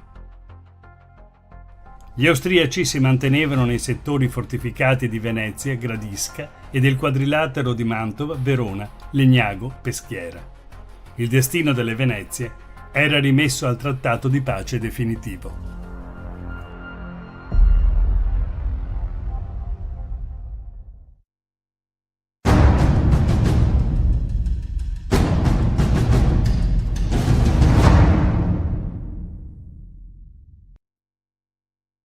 Il negoziato di Napoleone III con l'Austria imponeva condizioni umilianti per la Casa Savoia, sconfitta 2 volte sul campo.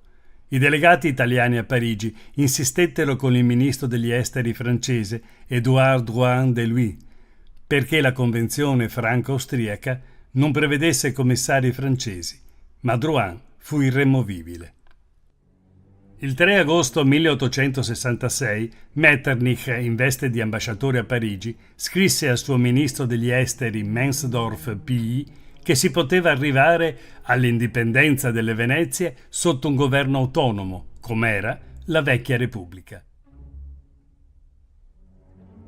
Ci si aspettava, infatti, che i Veneti reclamassero un proprio governo, ma su di loro pesava la funesta eredità del 1848-49, quando si batterono da leoni contro l'Austria, ma restando privi di appoggi da parte di Francia, Piemonte e Inghilterra.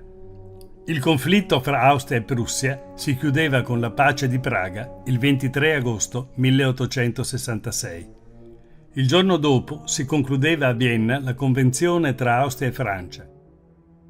Una volta firmata la pace fra Austria e Italia ed evacuate le truppe, il regno lombardo-veneto sarebbe passato a Napoleone III tramite commissari, che assumevano il ruolo di garanti dei diritti nazionali dei Veneti. A metà settembre Napoleone III inviò a Venezia il commissario Edmond Leboeuf, assegnandogli dettagliate istruzioni, tra cui: Terzo, il commissario francese riceverà dal commissario austriaco le piazze del quadrilatero ed in seguito le rimetterà alle autorità comunali.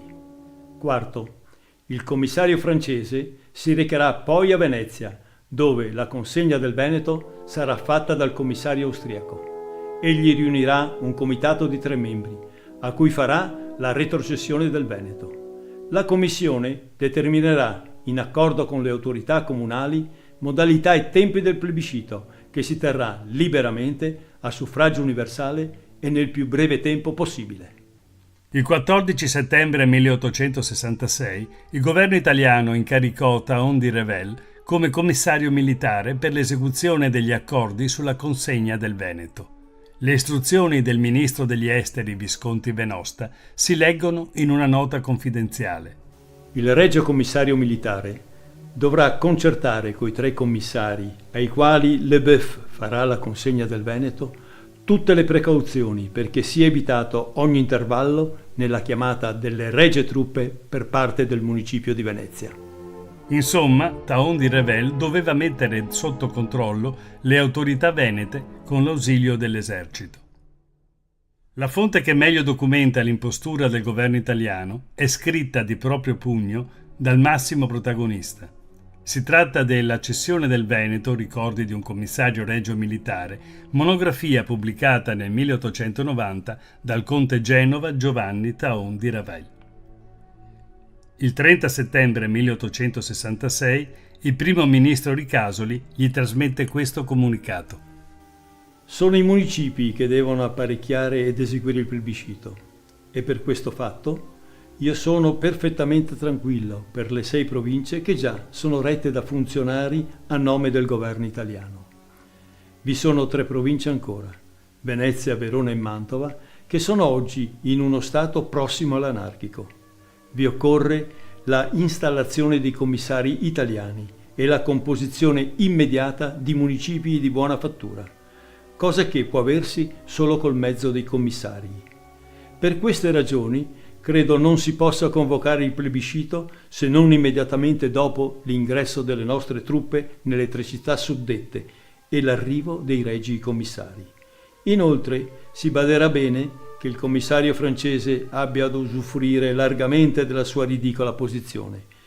Conviene tentare tutte le vie per annullare la presenza del Leboeuf ed io pubblicherò anche prima il plebiscito, se ciò potesse valere a questo fine.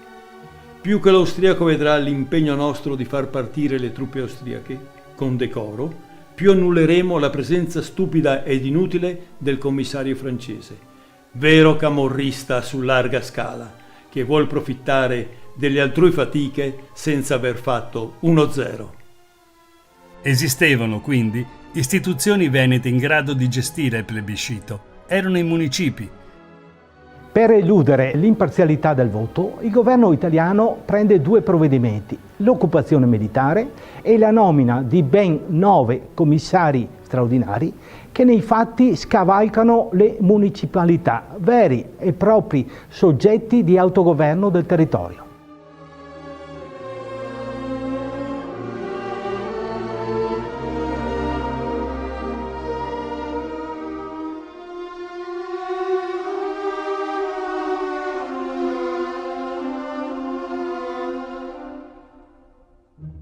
Il 3 ottobre 1866 si firma a Vienna una convenzione tra Francia, Austria e Italia. Quanto ai confini, l'arciduca Alberto si oppose a frontiere diverse da quelle del Regno Lombardo-Veneto, quindi niente Trento e Trieste. Tra le clausole generali si stabilisce che Sua Maestà l'Imperatore dei Francesi si dichiara pronto a riconoscere la riunione del detto Regno Lombardo-Veneto agli stati di Sua Maestà il Re d'Italia, sotto riserva del consenso delle popolazioni debitamente consultate. Nell'occasione, l'Austria restituì la ferrea salente ai tempi di Teodorico. La corona ferrea era, per tradizione, conferita presso il Duomo di Monza a chi deteneva il titolo imperiale di Re d'Italia. Con il gesto di rimettere la corona si ribadiva un principio di sovranità, per secoli appartenuto in prevalenza alla Veneta Serenissima Repubblica.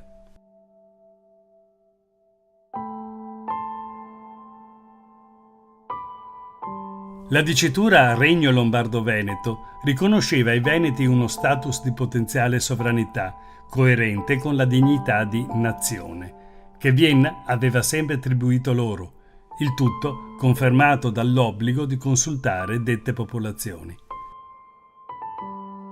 Il Regio Decreto del 7 ottobre 1866 indiceva il plebiscito, indicandole una data e fornendo le istruzioni per il voto, che in gran parte differirono da quelle poi impartite ai commissari. Così Thaon di Revel riferì al ministro Visconti Venosta l'incontro a Verona del 15 ottobre con il commissario francese. Il generale Lebeuf mi parlò lungamente del decreto reale col quale si vuol fissare il plebiscito. Crede che sarà considerato a Parigi come contrario agli accordi presi. Mi rilesse per la 100ª volta le sue istruzioni, che lasciano ai notabili di determinare il plebiscito. Gli risposi che così volendo non si troverebbero i notabili, o trovandoli non vi sarebbe plebiscito. Le popolazioni vi si rifiuteranno come cosa inutile, perché già fatta nel 48. Per soddisfare la sua vanità, chieggo di essere autorizzato a far fare dai notabili una risposta insignificante al discorso che egli pronunzierà a nome dell'imperatore, il quale rimarrà ignoto perché non lo lascerò pubblicare dai giornali di Venezia. Il ministro Visconti Venosta ordinò a Thaon di Ravel di negare l'esistenza del decreto reale e di spacciarlo come semplici istruzioni ai municipi veneti, ma ben presto fu pubblicato su un manifesto, scatenando le ire di Lebeuf, che minacciava di non cedere il Veneto e di far sbarcare un reparto di marina dalla sua nave, la Provence, ormeggiata a Venezia. Altro che cessione! Il 17 ottobre, alle 8 del mattino, mi vedo arrivare Lebeuf con in mano un giornale, nel quale era stampato tutto il decreto reale. Era fuori di sé. Urlava che era una violazione del trattato, un insulto alla Francia, e protestava che senza un ordine preciso del suo imperatore non cedeva il Veneto. Avevo davanti ai miei occhi il regio decreto, in data 7 ottobre, firmato Vittorio Emanuele, che fissava il 21 e 22 dello stesso mese per la votazione del plebiscito. E non solo lo leggevo stampato nel giornale, ma sapevo che era affisso in tutta la provincia di Treviso. Ne avevo 1300 copie per Venezia ed Estuario. Lebeuf me ne aveva portato una copia e si voleva che dicessi al commissario francese che egli si sognava un regio decreto che non esisteva. 6 ottobre 1866, siamo a Verona in piazza Bra, nel centro della città. Ci sono ancora le truppe imperiali e le truppe austriache che, pur avendo sconfitto gli italiani a Custozza e a Lissa, diplomaticamente poi dovranno cedere il Veneto a seguito di un plebiscito che dovrà consultare le popolazioni. Gli italiani, ovviamente, i filosabaudi, i filorisorgimentali, i liberali, sono stizziti del fatto di queste sconfitte e quindi cercano la provocazione in tutte le maniere. Si è formata la Guardia Nazionale, un gruppo paramilitare costituito da ovviamente simpatizzanti per i Savoia, massoni, liberali, che a seguito ormai della notizia certa della cessione del Veneto all'Italia ovviamente ormai spadroneggia per la città.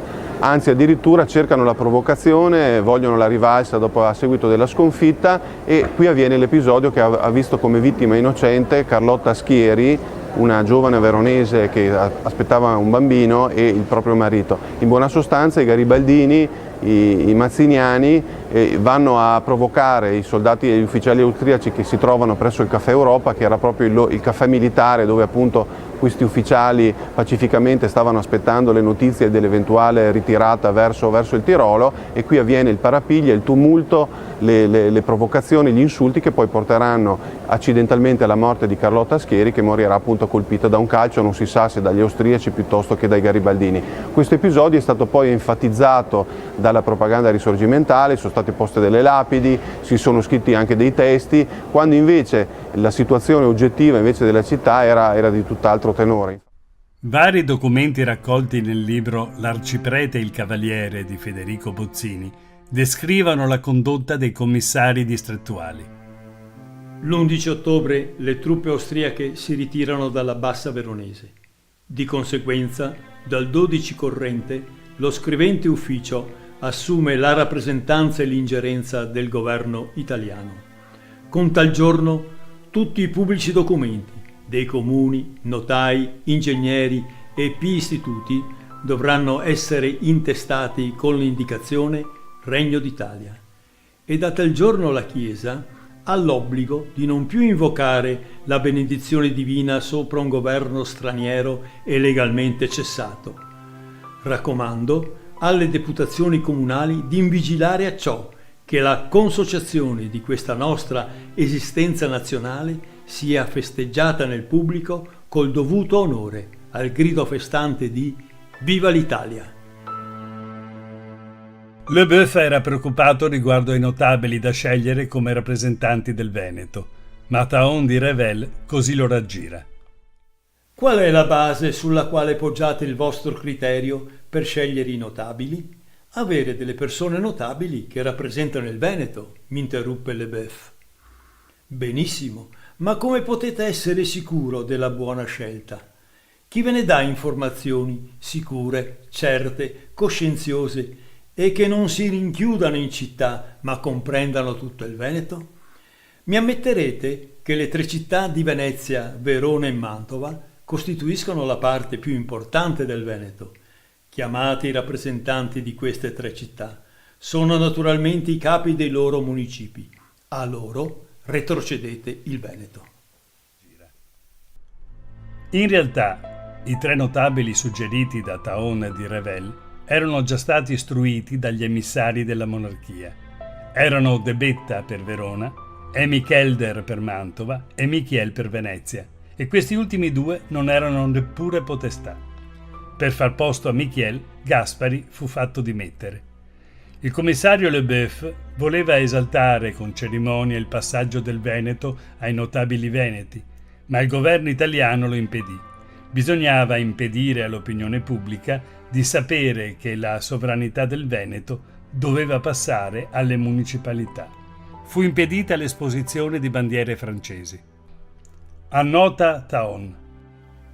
Scegliendo gli individui proposti da Parigi, si creava un'autorità speciale sul Veneto, che poteva dar luogo a qualche aspirazione autonoma od anche repubblicana per Venezia. Era una questione che poteva sorgere e recare imbarazzi. Se invece i notabili fossero rappresentati dai capi dei municipi principali, Mantova, Venezia e Verona, questi, ricevuta la consegna, ordinavano subito il plebiscito. L'azione governativa non rimaneva sospesa e gli animi naturalmente portati a votare per il Regno d'Italia non rischiavano di essere disturbati da faccendieri politici ai quali, all'uopo, l'autorità municipale, rinforzata dalla militare, avrebbe imposto il silenzio.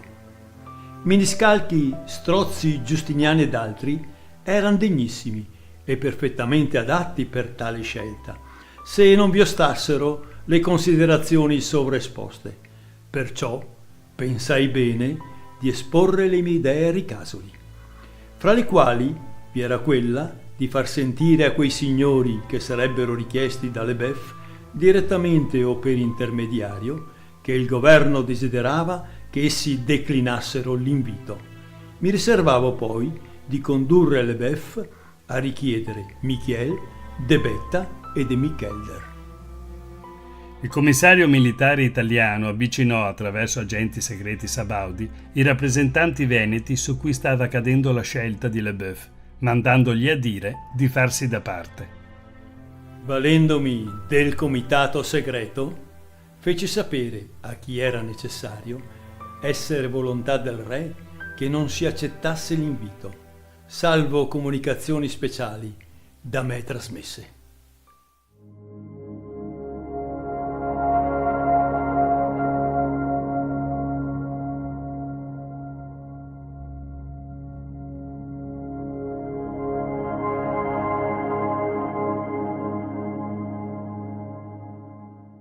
Ben ritrovati agli amici di Radio Veneto, un di approfondimento dedicato alla medicina e alla nostra salute. Parliamo di un tema che tocca molti uomini, sempre più i numeri sono consistenti, ovvero parliamo del tumore alla prostata, che è la prima forma tumorale maschile, ormai diventata.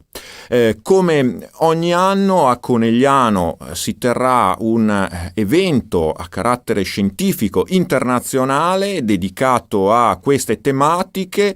L'evento di quest'anno è in programma il prossimo 21 aprile al Centro Congressi San Francesco nella città del Cima, organizzato dall'ULSS Trevigiana e in particolare dall'unità operativa complessa di urologia dell'ospedale di Conegliano. Noi abbiamo qui due dei medici dell'unità operativa, il direttore dell'unità operativa complessa di urologia, il primario, il dottor Salvatore Valerio, ben trovato, e poi un altro collega del dottor Valerio, anche lui dirigente medico dell'unità operativa, il dottor Lorenzo Angelini. Buongiorno. Allora, dottor Valerio, questo importante appuntamento che vi attende tra poco, dedicato, come dicevamo, a un tema purtroppo, dobbiamo dire, di strettissima attualità. Sì, buongiorno. Noi abbiamo avuto l'occasione, ringrazio voi tutti per l'attenzione che date a questi eventi.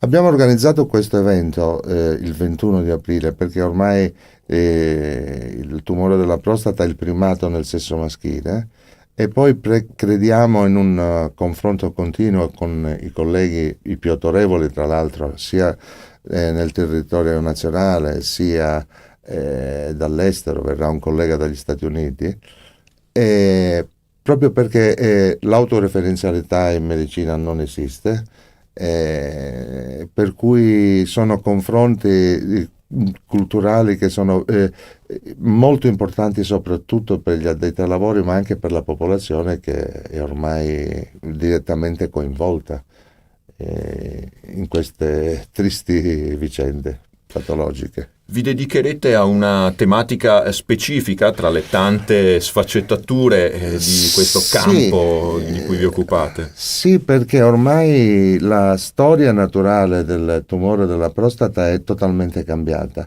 Ormai non è più solo l'urologo che tratta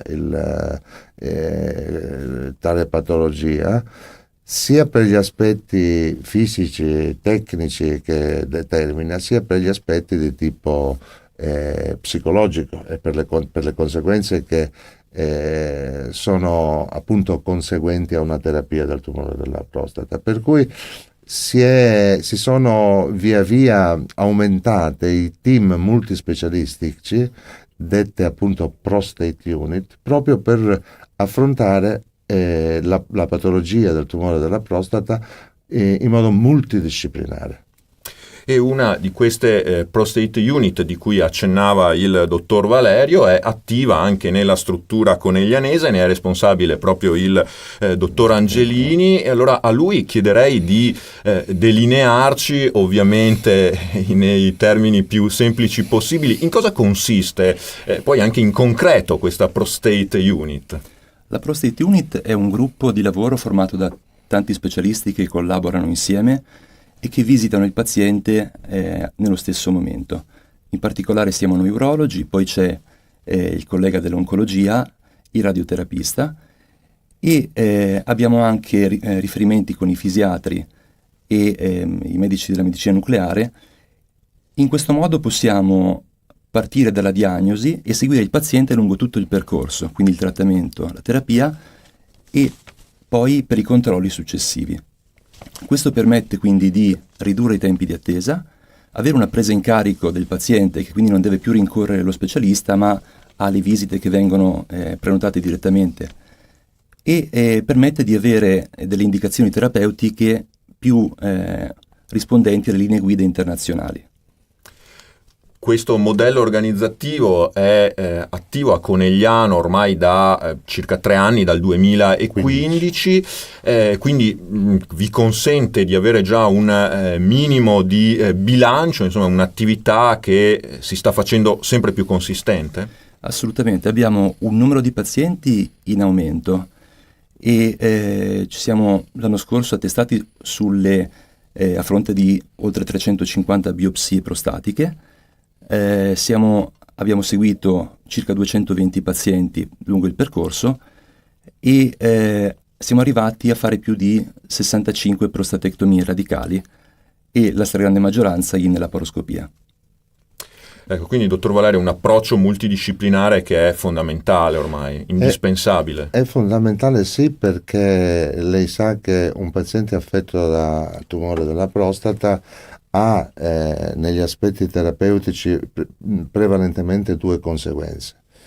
Primo di ordine psicologico legato alla diagnosi, perché sentirsi dire che c'è un paziente affetto da tumore non è assolutamente piacevole.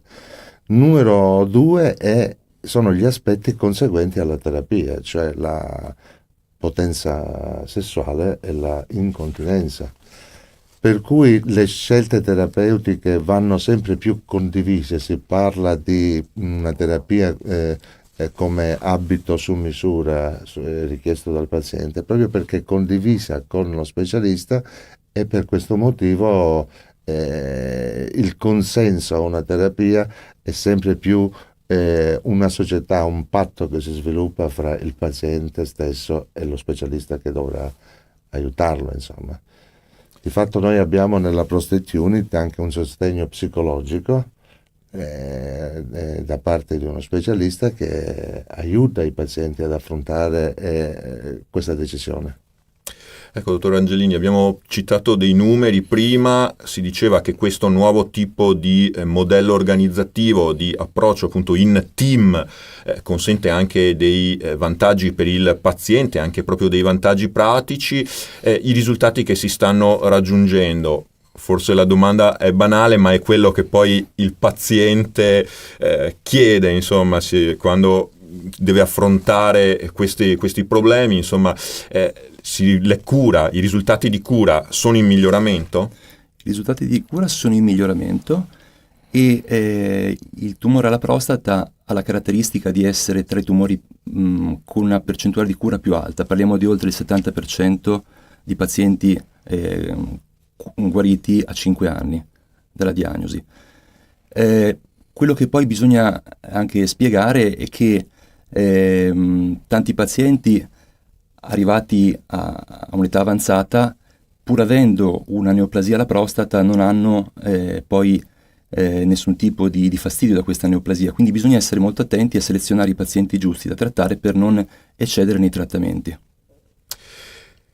Ormai l'abbiamo capito un po' tutti, molto importante nella cura delle neoplasie, non solo, ma soprattutto per le neoplasie, dottor Valerio, è la diagnosi precoce. Da questo punto di vista ci sono anche delle novità diagnostiche che state mettendo in atto anche a Conegliano? Assolutamente sì, nel senso che la prima cosa che bisogna affermare è che il paziente al di sopra dei 50 anni bisogna che vada dall'urologo, perché la prevenzione parte da lì. Purtroppo esistono ancora dei vincoli di ordine psicologico. Sono ancora degli scrupoli che è bene abbandonare. È bene abbandonare perché è una patologia in costante aumento. Dal punto di vista tecnologico, poi noi e in particolare l'azienda ha voluto rafforzare sempre di più il percorso diagnostico terapeutico, cioè la Prostate Unit, proprio per l'attività con cui che svolgiamo, con questo numero crescente di pazienti, e alcuni di questi vanno seguiti anno per anno. Ad esempio abbiamo una risonanza magnetica che è multiparametrica, che si avvale di specialisti quale il nostro primario radiologo, il dottor Piccoli, molto ma molto bravo per questa attività, e siamo in attesa dell'ulteriore salto di qualità che si chiama una tecnica fusion, la fusion biopsy, cioè è una tecnologia che utilizza un sistema misto ecografico e risonanza magnetica, questo per poter mirare ancora di più le biopsie. E poi l'ultima tecnologia importante già acquisita, questo soprattutto per la patologia benigna della prostata, anche per interventi di chirurgia mini-invasiva, è che la nostra direzione ci ha dotato di un laser, il Thulium, che è una grandissima conquista per questo tipo di patologie, primo perché sia in termini di salute sia in termini di costi, perché riduce il disagio per i pazienti, riduce la ospedalizzazione, per cui sì, siamo dotati, siamo messi bene, diciamo che l'azienda ci ha messo in grado di correre bene, ecco. Possiamo parlare davvero di un centro di eccellenza nella eccellente sanità veneta per questa particolare patologia. Abbiamo parlato di diagnosi e poi appunto di queste nuove dotazioni tecnologiche, dottor Valerio, ma ci sono anche delle novità dal punto di vista terapeutico per il trattamento del tumore alla prostata? Sì, in termini terapeutici la chirurgia mini-invasiva sicuramente rimane nei pazienti ovviamente trattabili. Il gold standard, cioè la chirurgia radicale tratta in modo radicale la patologia, per cui il paziente è in grado di guarire. È ovvio che c'è la chirurgia robotica o chirurgia laparoscopica, noi siamo dotati anche della cosiddetta 3D, che è una laparoscopia che utilizza la stessa visione del robot. In termini di costi noi ci avvantaggiamo perché la laparoscopia tra virgolette costa di meno, e in termini di risultati oncologici e funzionali è identica alla robotica. La robotica ha la necessità di essere sviluppata e utilizzata in modo multidisciplinare, cioè non solo dallo specialista urologo ma da vari altri tipi di specialità, proprio per ammortizzare i costi. Noi abbiamo inteso sviluppare la parte laparoscopica avanzata 3D proprio per avere più snellezza, velocità e adattabilità di costi a seconda della necessità. E di tutti questi argomenti, poi naturalmente anche di varie altre problematiche, si parlerà appunto il 21 aprile in questo convegno, in questo grande convegno di rilevanza internazionale organizzato a Conegliano, al Centro Congressi San Francesco, dall'unità operativa complessa di urologia. Un appuntamento naturalmente per specialisti, dottor Valerio, ma che si rientra anche in quell'opera di sensibilizzazione e di informazione al grande pubblico, alla popolazione, che state portate avanti da tempo. Sì, lei come sa da anni agiamo sul territorio con le varie associazioni, in particolare la Lega Tumori, la LILT, è coinvolta nelle nostre attività sia cliniche che di tipo di informazione riguardante la prevenzione.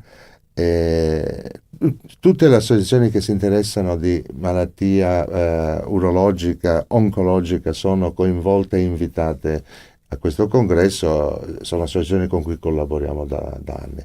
In più ci saranno oncologi, urologi, radiologi, insomma è multispecialistico come la Prostate Unit.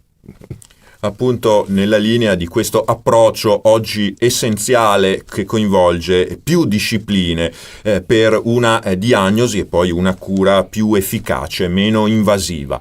E rinnovando allora l'appello anche a non farsi colpire, prendere da certi tabù ancora esistenti, a chi magari ci guarda, ci ascolta, una visita non fa male, anzi è assolutamente consigliata, anche per questi temi che effettivamente tutti magari abbiamo ancora qualche remora a affrontare. Io ringrazio i nostri ospiti, il dottor Salvatore Valerio, direttore dell'unità operativa complessa di urologia dell'ospedale di Conegliano, e il dottor Lorenzo Angelini, anche egli dell'unità operativa di urologia, responsabile della Prostate Unit. Grazie per essere stati con noi, di averci parlato di questo tema. Un grazie anche da parte mia a tutti voi che ci avete seguito. L'invito è ai prossimi spazi di approfondimento sempre sui canali di Veneto 1.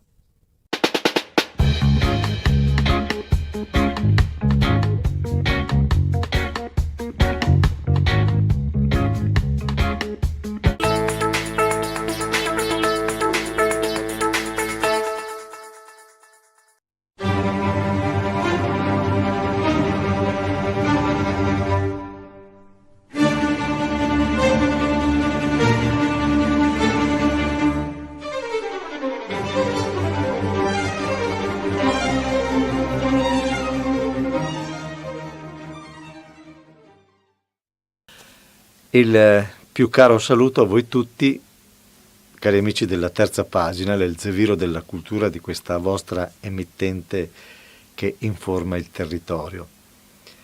Volutamente non voglio entrare nel merito della situazione spegnimento delle frequenze delle emittenti locali, fase appena iniziata, delicata, lasciamo ogni valutazione al pubblico, a voi. In questa edizione della nostra e vostra Terza Pagina, una nuova produzione ad opera di grandi professionisti, Carlo Lazzari, violino, e Paola Carraro, viola, Anna Maria Pellegrino al violino e Carlo Teodoro al violoncello. Ho volutamente rotto i canoni, se così si può dire, presentandoli a coppia, perché anche nella vita sono due affiatatissime coppie di marito e moglie e hanno dato vita ad Ex Novo, una formazione che ci ha fatto davvero trascorrere un'oretta insieme e sognare. Data la situazione di terrore pandemico, tutto è stato un vero successo e sentire gli applausi dal vivo di che portata. Ritengo doveroso dare spazio ad un saluto al sindaco della città di Villorba, Francesco Soligo, e alla sua assessore alla cultura, Eleonora Rosso, coraggiosi e sensibili per averci permesso comunque di realizzare queste ultime 3 produzioni, 2 in assenza di pubblico e una in presenza. Averne di amministrazioni di questo rango. La parola al signor sindaco Francesco Soligo. Allora, grazie e ben ritrovati a tutti, felice di vedervi in presenza dopo 2 anni di restrizioni, quindi questa serata vuole essere una serata di distensiva, di relax, ascoltando un'ottima musica. Io ringrazio Radio Veneto 1, ringrazio Roberto Pizzo, ringrazio l'assessore per la continuità che il Comune di Villorba sta dando a questi concerti, che sono iniziati con il mio predecessore Marco Serena. Quindi un ringraziamento va anche alla squadra d'emergenza, sempre pronti quando l'amministrazione chiede il loro aiuto, e all'ufficio cultura qui rappresentata dalla dottoressa Marina. Ringrazio anche la presenza del Presidente del Consiglio, Riccardo Gagno. È la volta di Eleonora Rosso, assessore alla cultura del comune della città di Villorba. Alle parole del sindaco, per esprimere la gioia di trovarsi qui, anche se siamo in pochi e speravo che fossimo di più come al solito, però questo è il segnale che comunque stiamo ancora soffrendo di quello che è successo negli anni precedenti. Però come diceva quel signore lì, Paolo Trevisi, bisogna andare avanti e andare al gioco, giusto? Quindi noi abbiamo sempre continuato, come diceva il sindaco, anche se non potevamo essere in presenza, vi abbiamo raggiunto online o con tutti i mezzi che adesso permettono di raggiungerci. Io ringrazio Roberto Pizzo e Radio Veneto 1 perché questa credo che sia la 7ª edizione, se non sbaglio, di concerti d'inverno, quindi una collaborazione che è nata tanto tempo fa e che ha portato tanti musicisti su questo palco. Infatti penso che la serata sarà molto piacevole perché la qualità è davvero alta, quindi ringrazio Roberto Pizzo. La cultura va avanti, la cultura ci salverà, perché grazie alla cultura, in questo caso alla musica o alla conoscenza, altre discipline, possiamo crescere come persone e soprattutto possiamo essere liberi. Buona serata e vi ricordo gli appuntamenti prossimi, visto che sono appassionati di musica. Il 24 marzo in auditorio ci sarà, 25 marzo in auditorio per la Zermarina, ci sarà un concerto pianoforte del maestro Giorgio Sini che presenterà il suo Angels on my piano. E poi ogni ultimo giovedì del mese, abbiamo iniziato qui qualche giorno fa, in biblioteca, al luogo Musica da Svogliare. Sono degli appuntamenti musicali molto carini, non serve che guardate neanche le locandine perché ogni ultimo giovedì del mese fino a dicembre. Quindi viva la musica e viva Villorba! Ed eccoci ora ad un programma che definire affabulante è poco. Inizieremo con il quartetto in sol maggiore K156 di Wolfgang Amadeus Mozart. Appartiene ad un gruppo di 6 quartetti, detti i milanesi, perché scritti da Mozart a 16 anni durante il suo terzo viaggio in Italia, pensati per essere eseguiti nelle accademie date in onore del giovane compositore dalla nobiltà milanese. Il gusto italiano pervade il copioso ed agile materiale tematico del primo movimento e del minuetto, ma il movimento più interessante è però l'adagio centrale nella tonalità Mi minore, il cui pathos può ricollegarsi all'atmosfera Sturm und Drang, che segna una netta rottura rispetto al gusto italiano. Questo contrasto torna anche nel baldanzoso minuetto finale, che presenta un trio dal carattere misterioso. Come secondo brano, Luigi Boccherini, celebre violoncellista nato a Lucca nel 1743, fondò il primo quartetto d'archi stabile che si conosca al mondo, di cui si abbia notizia. Il suo quartetto in Mi bemolle maggiore opera 6 numero 3 del 1766 è dedicato a Don Luigi Infante di Spagna. Comincia con un largo in cui la melodia sembra germinare da una profondità abissale, segue un elegante minuetto e come conclusione porta un allegro molto molto brillante. E per concludere Ludwig van Beethoven, che ha composto i 6 quartetti dell'opera 18 tra il 1798 e il 1800, quando trentenne è già compositore affermato. Di questi 6 quartetti, il numero 4 in Do minore è l'unico in tonalità minore, come lo era la sonata per pianoforte opera 13, la Patetica, e poi lo saranno il terzo concerto per pianoforte e la quinta sinfonia. Nel primo movimento 2 temi musicali si rincorrono tra loro, non in senso dialettico, ma con effetto distensivo e quasi consolatorio. Ebbene, spazio alla musica. Buon ascolto.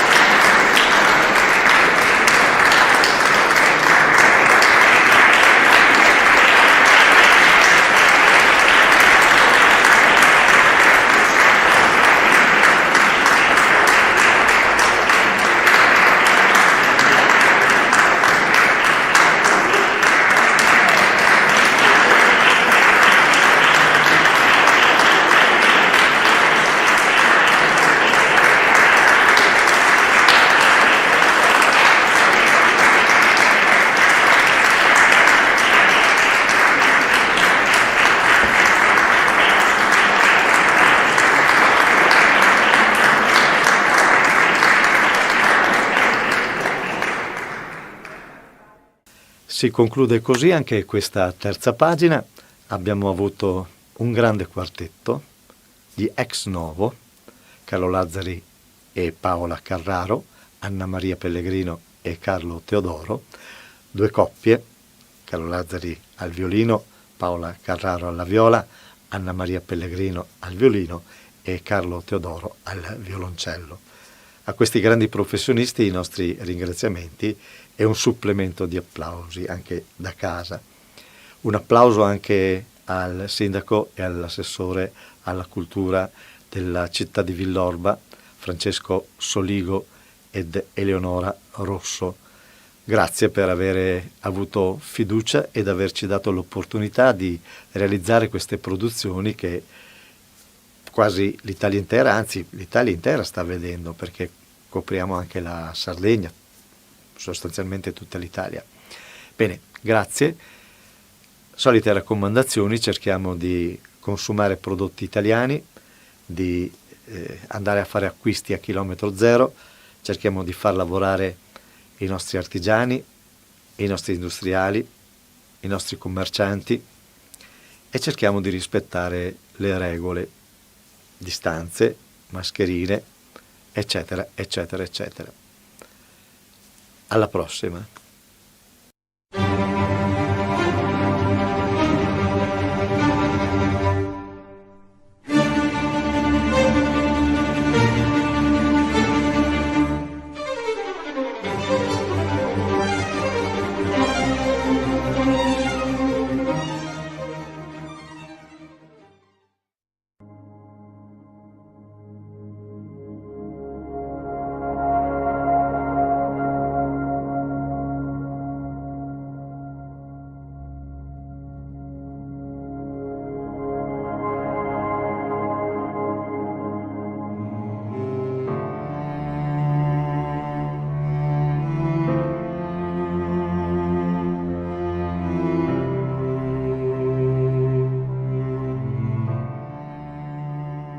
Un trafiletto del 20 ottobre 1866 de La Gazzetta di Venezia annunciava che il mattino precedente, in una camera dell'Albergo Europa, si è fatta la cessione del Veneto. Il 19 ottobre, infatti, chiusi nella stanza vicina a Canal Grande dove alloggiava Leboeuf, ebbe luogo la consegna del Regno Lombardo-Veneto dalle mani del commissario austriaco Karl Möning a quello francese. Di seguito ci fu la retrocessione del Veneto dalla Francia alle autorità municipali, nelle persone di Michiel, De Betta ed Emich Elder. Addirittura al termine della cerimonia, il conte Michiel rilasciò al generale Leboeuf una presa d'atto dove si dichiarava che Venezia era rimessa a se stessa. Ecco che cosa appare nella Gazzetta Ufficiale del Regno d'Italia del 19 ottobre 1866. Al Presidente del Consiglio dei Ministri è pervenuta oggi, alle ore 10:15 antimeridiane, il seguente dispaccio da Venezia. La bandiera reale italiana sventola dalle antenne di Piazza San Marco, salutata dalle frenetiche grida della esultante popolazione. Firmato Generale di Revel. Si glissa sul fatto che le frenetiche grida provenivano dai rappresentanti municipali e dalla Guardia Nazionale, unici presenti all'alzabandiera eseguito con un blitz. Secondo il piano di Taon, fatta la cessione alle ore 8, alle 9 dovevano issarsi 3 enormi tricolori Sabaudi in piazza San Marco e solo alle 11 la sua divisione sarebbe smontata dai treni in piazzale Santa Lucia. Ben 4.000 soldati avrebbero marciato verso piazza San Marco in 3 colonne, una su barche per il Canal Grande, una per l'Accademia ed una attraverso le mercerie. Durante la marcia per ponti e calli, i veneziani avrebbero accolto con giubilo le truppe sabaude, sicché tanti soldati si distrassero dai loro compiti e non raggiunsero piazza San Marco. Il plebiscito si svolse in 2 giornate, sabato e domenica 21 e 22 ottobre. Vi poterono votare gli uomini di età superiore a 21 anni, ma non ne ebbero diritto le donne. Su una popolazione di circa 2 milioni e mezzo di abitanti, votarono in circa 650.000. Domenica e lunedì 21 e 22 ottobre 1866 i veneti furono posti davanti a un quesito che non aveva precedenti nella storia dei plebisciti. Non fu chiesto loro di quale Stato volessero far parte, ma fu chiesto di aderire o meno al seguente testo. Dichiariamo la nostra unione al Regno d'Italia sotto il governo costituzionale di Vittorio Emanuele II e dei suoi successori. Una spiegazione per provenire dai discorsi dell'epoca, riportati nel libro di Ettore Beggiato sulla grande truffa del plebiscito. Il comunicato del Presidente del Consiglio Bettino Ricasoli, datato 16 ottobre, poneva la seguente questione. Ma i Veneti non hanno già scelto un re ed un governo proprio fin dal 1848, con solenne e spontaneo plebiscito? Gli emissari di Carlo Alberto, infatti, tra il 30 maggio e il 5 giugno 1848, avevano chiamato al voto le sole città di Treviso, Padova, Vicenza e Rovigo, che avevano il nemico alle porte. Tale pronunciamento di 20 anni prima fu parziale e rimase privo di efficacia, in quanto gli austriaci subito occuparono di nuovo quelle città. Proprio il 1848 aveva infatti dimostrato che i Veneti volevano rifondare la Serenissima. Nel 1866 il governo Ricasoli era preoccupato dalle possibili reazioni dei Veneti, perciò li fece votare su una dichiarazione preconfezionata che non ammetteva alternative. Il concetto di plebiscito non fu democratico, bensì napoleonico. Sia Napoleone I che Napoleone III fecero uso del plebiscito per legittimare i rispettivi regimi e tutti i plebisciti avvenuti in Italia furono utilizzati per giustificare l'unificazione e la maggior parte di essi venivano eseguiti nelle maniere più corrotte. Il massiccio voto favorevole all'unificazione non si identifica in alcun modo con il sostegno popolare all'unità, bensì rappresenta un'estesa opera di intimidazione, giustificata dal fatto che alle persone non fu offerta nessun'altra possibilità. La martellante propaganda di Stato si incaricò di infamare chi votava contro. La natura coercitiva del plebiscito emergeva dai manifesti affissi sulla via pubblica. In uno di questi si legge: Chi dice sì mostra sentirsi uomo libero, padrone in casa propria, degno figlio d'Italia. Chi dice no, la prova d'animo di schiavo, nato al bastone croato. Il sì lo si porta all'urna a fronte alta, sotto lo sguardo del sole, con la gioia nell'anima, con la benedizione di Dio. Il no, con mano tremante, di nascosto, come chi commette un delitto, con la coscienza che grida, traditore della patria.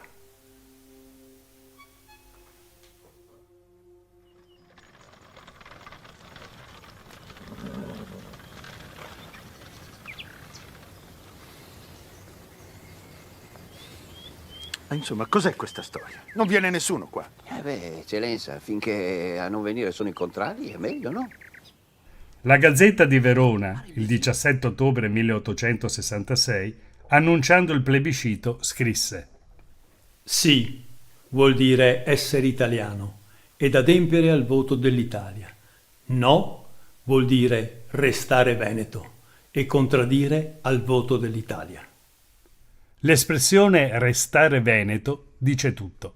Il clero cattolico fu reso oggetto di minacce, con frasi di questo tenore.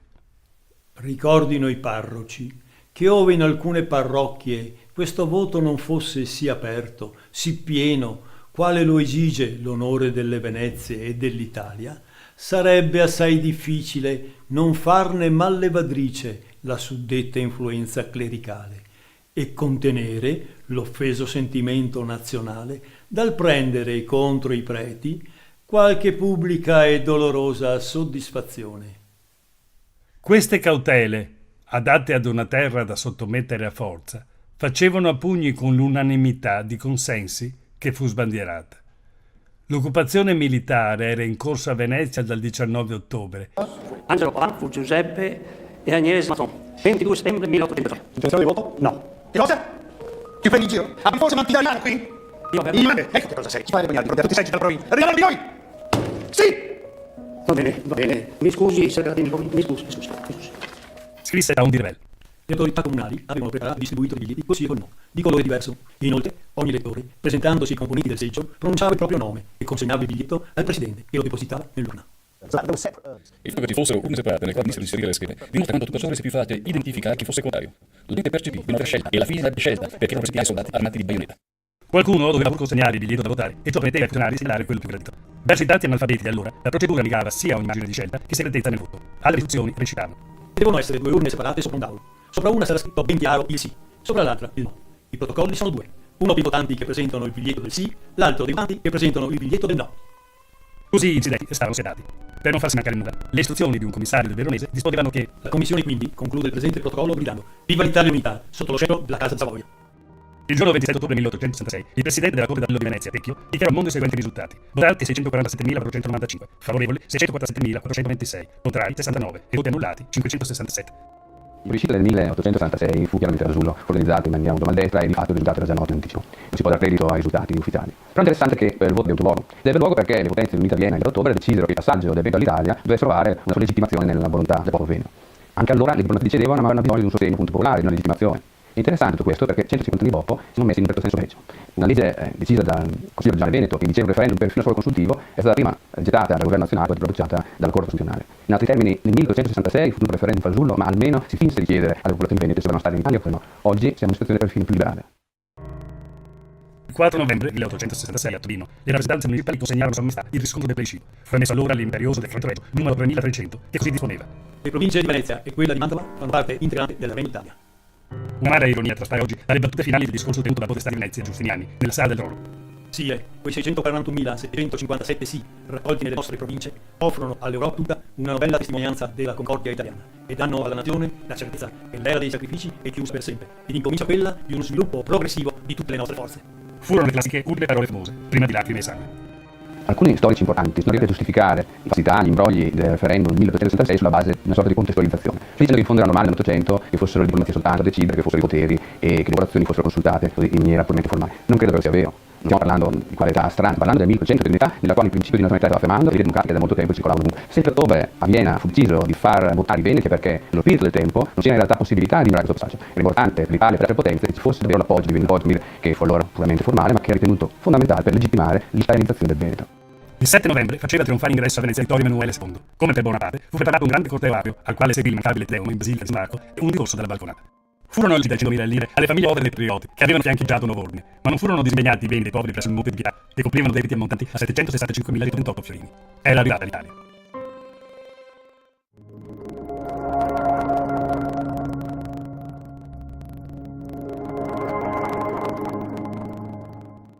Veneto 1 con voi, Focus Attualità. Ben trovati a Veneto 1 con voi, ben arrivato il nostro ospite, l'onorevole parlamentare di Forza Italia e membro della Commissione Finanze Raffaele Batto. Buongiorno Benfatto. Buongiorno a voi e grazie per l'invito. Allora, parliamo subito dell'attualità e parliamo di questi sindaci italiani, questa protesta per i 24 milioni di euro del fondo di solidarietà, soldi che aspettavano ai nostri sindaci, ai nostri municipi fin dal 2015, c'è anche una sentenza del Consiglio di Stato. E parlando anche di soldi ai comuni, ci sono proteste dopo la legge di stabilità che dà ai comuni e piccoli comuni un terzo dei fondi destinati per esempio alla Calabria. Lei ha chiesto una sospensione in detrazione e credo che fa una interrogazione al Parlamento. Assolutamente sì, perché credo che noi come solito non ci meritiamo questo, perché soprattutto il Veneto, la provincia di Treviso, che è stata tra l'altro una provincia che ha sempre dato e sta dando tanto al paese e soprattutto alla nostra centralità di questo paese. Credo che avrebbero avuto almeno un po' di dignità in più, e non dare le briciole a questi comuni che non sono sempre stati comuni che hanno investito in maniera seria, in maniera attenta, per non sollevare patto di stabilità, per non far debito verso lo Stato, e in questo momento quello che gli doveva essere dato non gli viene dato neanche un pezzo. Se lei fa il parlamentare, prima è stato sindaco, ma è più difficile fare il sindaco ai giorni d'oggi o fare il parlamentare? Credo che se uno ha in maniera seria sia uno che l'altro, un paese messo così sia difficile fare il sindaco perché si fa fatica a dare risposta ai propri cittadini, e questo che lei bene ha detto è un esempio, e il parlamentare perché è difficile dare una risposta ai nostri amministratori nel territorio, perché credo che uno Stato serio, un governo che vuole governare per i propri territori, lo deve fare in maniera seria, in maniera concreta. Quando parliamo concreta e seria vuol dire dare a ogni territorio quello che gli aspetta, non si chiede niente tutto, e in questo momento viene tradito quello territorio. Parliamo del Parlamento, un Parlamento in questi mesi di legislatura dove ci sono stati dibattiti accesi, anche tra un po' violenti, con anche delle risse, non parlando economico solo. Siamo lasciati con la protesta dei Gillette blu, Gillette azzurri. Cosa di quella protesta di quello Gillette che lei stesso ha indossato? Allora noi andremo a fine questa settimana in tutte le piazze, non per protestare tanto per protestare, e per far vedere che siamo contrari tanto per essere contrari. Allora noi siamo stati sempre e siamo tutto un partito che vuole collaborare, un partito positivo, ma quando un governo fa tutto quello che non deve fare per il nostro paese, come sta facendo questo, allora noi davvero ci rivotiamo, anche perché abbiamo dato delle proposte concrete. Io tra l'altro, se mi ha permesso, lo dico, ho fatto una proposta semplice che andava verso le imprese. Quale? Una proposta che un imprenditore, che ha il proprio partner che fallisce, almeno l'IVA gli venga restituita una volta che quell'imprenditore fallito porta i in tribunale, perché oggi ci vogliono almeno 10-12 anni, e ci sono queste piccole aziende che magari sposi 40-50 mila euro di IVA, ti farebbe bene reinvestirla. Tutti i soldi che vanno investiti, allora si fa lavorare le aziende, si portano in casa nuovi dipendenti. Ok, la risposta è stata assolutamente negativa. Allora, io dico, quando vengono fatte delle proposte che vanno nel verso giusto, che non mi interessa la titolarità, l'unica cosa che mi interessa è che vadano in porto, perché è un bene per l'Italia, un bene per chi fa azienda, per chi lavora. Allora, quando su una proposta che 400-500 milioni di euro poteva portare nel territorio almeno 1 miliardo di euro, io credo, nel territorio italiano, io credo che una proposta come questa venga detto no, credo che vuol dire che non si guarda proprio per chi vuole investire. Allora, se prima non guardiamo le imprese che vogliono investire nel territorio, non possiamo essere e di parlare di sviluppo. Però stiamo parlando di un governo, almeno il 50% è un governo amico di Forza Italia, diciamo che lei nel collegio è stata eletta in Torino con i voti ovviamente della Lega. Assolutamente sì, io dico agli amici della Lega, e l'ho detto più volte, noi dobbiamo lavorare per il territorio, dobbiamo lavorare per essere trasversali, come fanno al sud, come fanno in tutti i posti dove interessa il territorio. Con queste leggi che sta facendo questo governo, reddito di cittadinanza, credo che non stiamo lavorando per un territorio come il nostro, perché il migliore reddito di cittadinanza, come io ho sempre detto, è creare posti di lavoro. Credo che quello sia il più bello reddito di cittadinanza. Per cui cosa bisogna fare? Dare una mano alle nostre imprese che investono nel territorio e non far sì che le imprese scappino. Noi dobbiamo far sì che le imprese rimangano qui, che investano qui. Credo che quello è il più bello di cittadinanza, perché a creare reddito di cittadinanza, per creare bei divani, credo che non facciamo sicuramente niente per questo paese. Il reddito di cittadinanza quota 100, questo decretone, c'è proprio tutto da buttare o qualcosa va salato? No, ma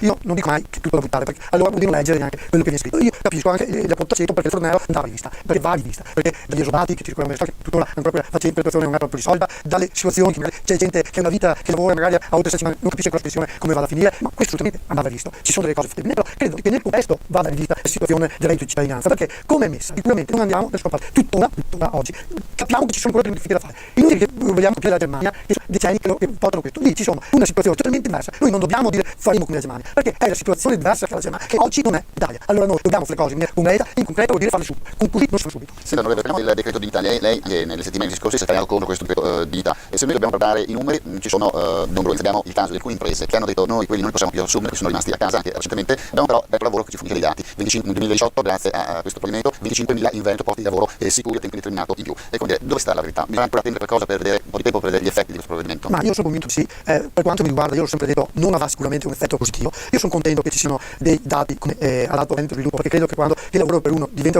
una cosa sicura, sicuramente dobbiamo essere tutti contenti. Però io sono convinto di una cosa, che la flessibilità sia il futuro per questo paese, anche nel lavoro. Intanto che ognuno possa scegliere il posto di lavoro, che un'azienda abbia la flessibilità per assumere qualcuno, perché altrimenti non assume, perché il titolare di un'azienda assume un dipendente quando è sicuro di avere la commessa. Se ha una commessa di un anno, una commessa di 6 mesi, può assumere per un anno, può assumere per 6 mesi. Allora, se ha la flessibilità, sicuramente assume 4 dipendenti, 7 dipendenti, se saranno per 6 mesi un anno. Se non ha la flessibilità, probabilmente non assume nessuno e fa fortuna chi ce l'ha. Allora, credo che la verità sia questa, che non dobbiamo copiare dagli altri paesi che hanno flessibilità sul lavoro. Ma la flessibilità sul lavoro va bene sia per l'impresa che chi ci avrà all'interno di quell'impresa, perché creiamo dignità in questo, non dignità obbligando di assumere in maniera fissa una persona, perché probabilmente quel tipo di lavoro là probabilmente non lo avrà mai. Ma io mi auguro che si giri per l'azienda, si entri per l'azienda, come fa il sottoscritto tutti i giorni quando c'è il territorio. Allora si parla con il titolare, con imprenditori seri che vogliono fare l'azienda, che vogliono investire nel territorio, anche chi vuole investire in questi territori, sicuramente va per questo verso, ma perché lo fanno dappertutto. Torniamo ai temi politici sul fronte elettorale. I sondaggi, la Lega si dà per 3%, Forza Italia ai minimi storici. Il centro-destra, così come l'abbiamo conosciuto, è morto in modo definitivo? No, secondo me no. Forza Italia deve lavorare tanto, soprattutto nei territori. Chiaro che oggi la Lega è un partito forte, perché probabilmente ha lavorato meglio di noi sul territorio. Noi dobbiamo ritornare nei territori. Io l'ho già detto all'interno di questa trasmissione. Forza Italia ha degli amministratori seri, chi all'interno di Forza Italia lavora. Purtroppo abbiamo un periodo che non è stato il migliore della politica per quanto riguarda Forza Italia, non ha dimostrato il meglio stesso. Però io credo faccia basta a correre, darsi da fare in mezzo alla gente, e credo che anche la Lega abbia bisogno che ci sia Forza Italia forte, dove lavora insieme, dove si va a amministrare insieme, perché credo che un centro-destra forte, oltre che far bene alla Lega e oltre che far bene al territorio, ma fa bene anche alla nostra Italia. Berlusconi ha detto mi candido alle europee. Cosa positivo o rischia di essere una presenza veramente ingombrante? Perché in questi 20 anni comunque Forza Italia ha significato Berlusconi. Io credo che Berlusconi sia una presenza importante, se lui fa la scelta di entrare ben venga, però oltre che Berlusconi ci devono essere anche gli altri che lo si devono fare, non può sempre vivere di eredità di gradi di Berlusconi. Bisogna vivere di se stessi, correre, darsi da fare e far sì che Berlusconi veda che è quell'altro anche che può far vedere che vede grande questo partito Forza Italia. Chi può essere il nome per far risolvere Forza Italia in Veneto? Forza Italia che dopo l'addio del partito di Donatana non è neanche rappresentante nel giunta regionale.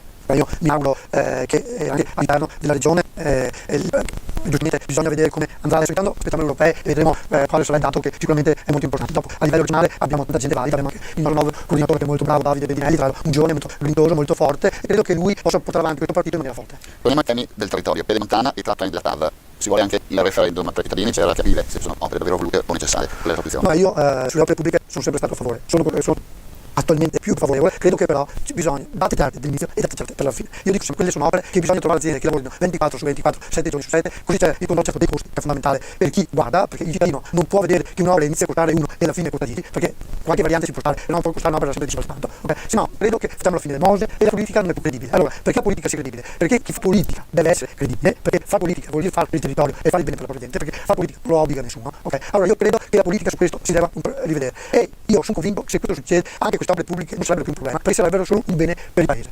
Ultima domanda, sempre restando nella marca tradizionale in tema di viabilità. Ponti d'Or, dopo i fatti di Genova, dopo gli allarmi e l'ondata anche emozionale, paginate di giornali si parlava di ponti di Vidor, lei ha scritto anche al ministro, ha fatto delle provocazioni, qual è la situazione adesso del ponte di Vidor? Allora, sulle opere pubbliche sappiamo benissimo, quando succede il danno poi tutti si muovono, tutti il ponte di Vidor è un esempio. Allora subito anche a livello romano sembrava che qualcosa si muovesse, poi è andato un po' tutto da cielo. Posso dire però che ci sono gli amministratori del territorio, dei sindaci di Vidor, Pederoba, Doghiale, tutto quello che si muovono continuamente. Il sottoscritto anche i parlamentari veneti hanno garantito l'appoggio per quanto riguarda l'opera, anche perché quell'opera è l'opera più importante per quanto riguarda il nord della Marca per unire est-ovest di quel territorio. Un est-ovest di quel territorio che sta mandando avanti un'economia importante anche in momenti di crisi, che è quell'agricoltura, quell'industria che è intorno al territorio, per cui ha tenuto in piedi anche il Veneto. Credo che vada rispettato sia la gente che vive in quel territorio che quel territorio stesso, per quanto batte, per quanto sta avanti. Per cui io mi auguro che quell'opera vada fatta, perché ce n'è davvero bisogno. Non è un costo chissà cosa, perché con 60-70 milioni di euro andrebbe fatto e cambierebbe davvero il territorio, anche perché se la prendiamo come accennavamo prima, speriamo che finisca velocemente. Credo che quella taglialascia è davvero importante. Il Veneto 1 con voi, termino qui, io ringrazio per essere stato qui con noi l'onorevole di Forza Italia, Raffaele Barato. Grazie. Grazie a voi e a tutti voi ascoltatori. E grazie a voi per l'ascolto e state sintonizzati sui nostri canali. Arrivederci.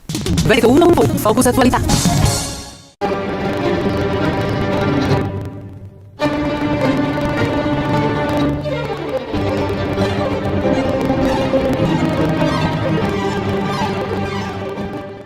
Cari ascoltatori, benvenuti nella puntata di Veneto 1 Classica, una puntata direi straordinaria, perché dagli studi di Radio Veneto 1 abbiamo un ospite di grande valore, un pezzo di storia, diciamo, organistica del Veneto e rappresentato poi in tutto il mondo, la nostra forza artistica. Ed è qui il maestro Sergio De Pieri. Grazie per questa introduzione, non aspettavo così tante belle parole. Porca miseria, non si scherza. Ma qui non si scherza, con un ospite come te. Grazie comunque, grazie. Io contento di essere qui con voi. Siamo noi tanto a ringraziarti e sei venuto qui. Ma insomma, potremmo iniziare con un curriculum, no? Poi tra l'altro enorme, perché insomma hai una carriera alle spalle. Però i nostri ascoltatori sono curiosi di sapere quando hai iniziato, chi ti ha dato il là iniziale? I tuoi genitori oppure è un caso fortuito? È un caso fortuito, io penso proprio quello che mi hai detto.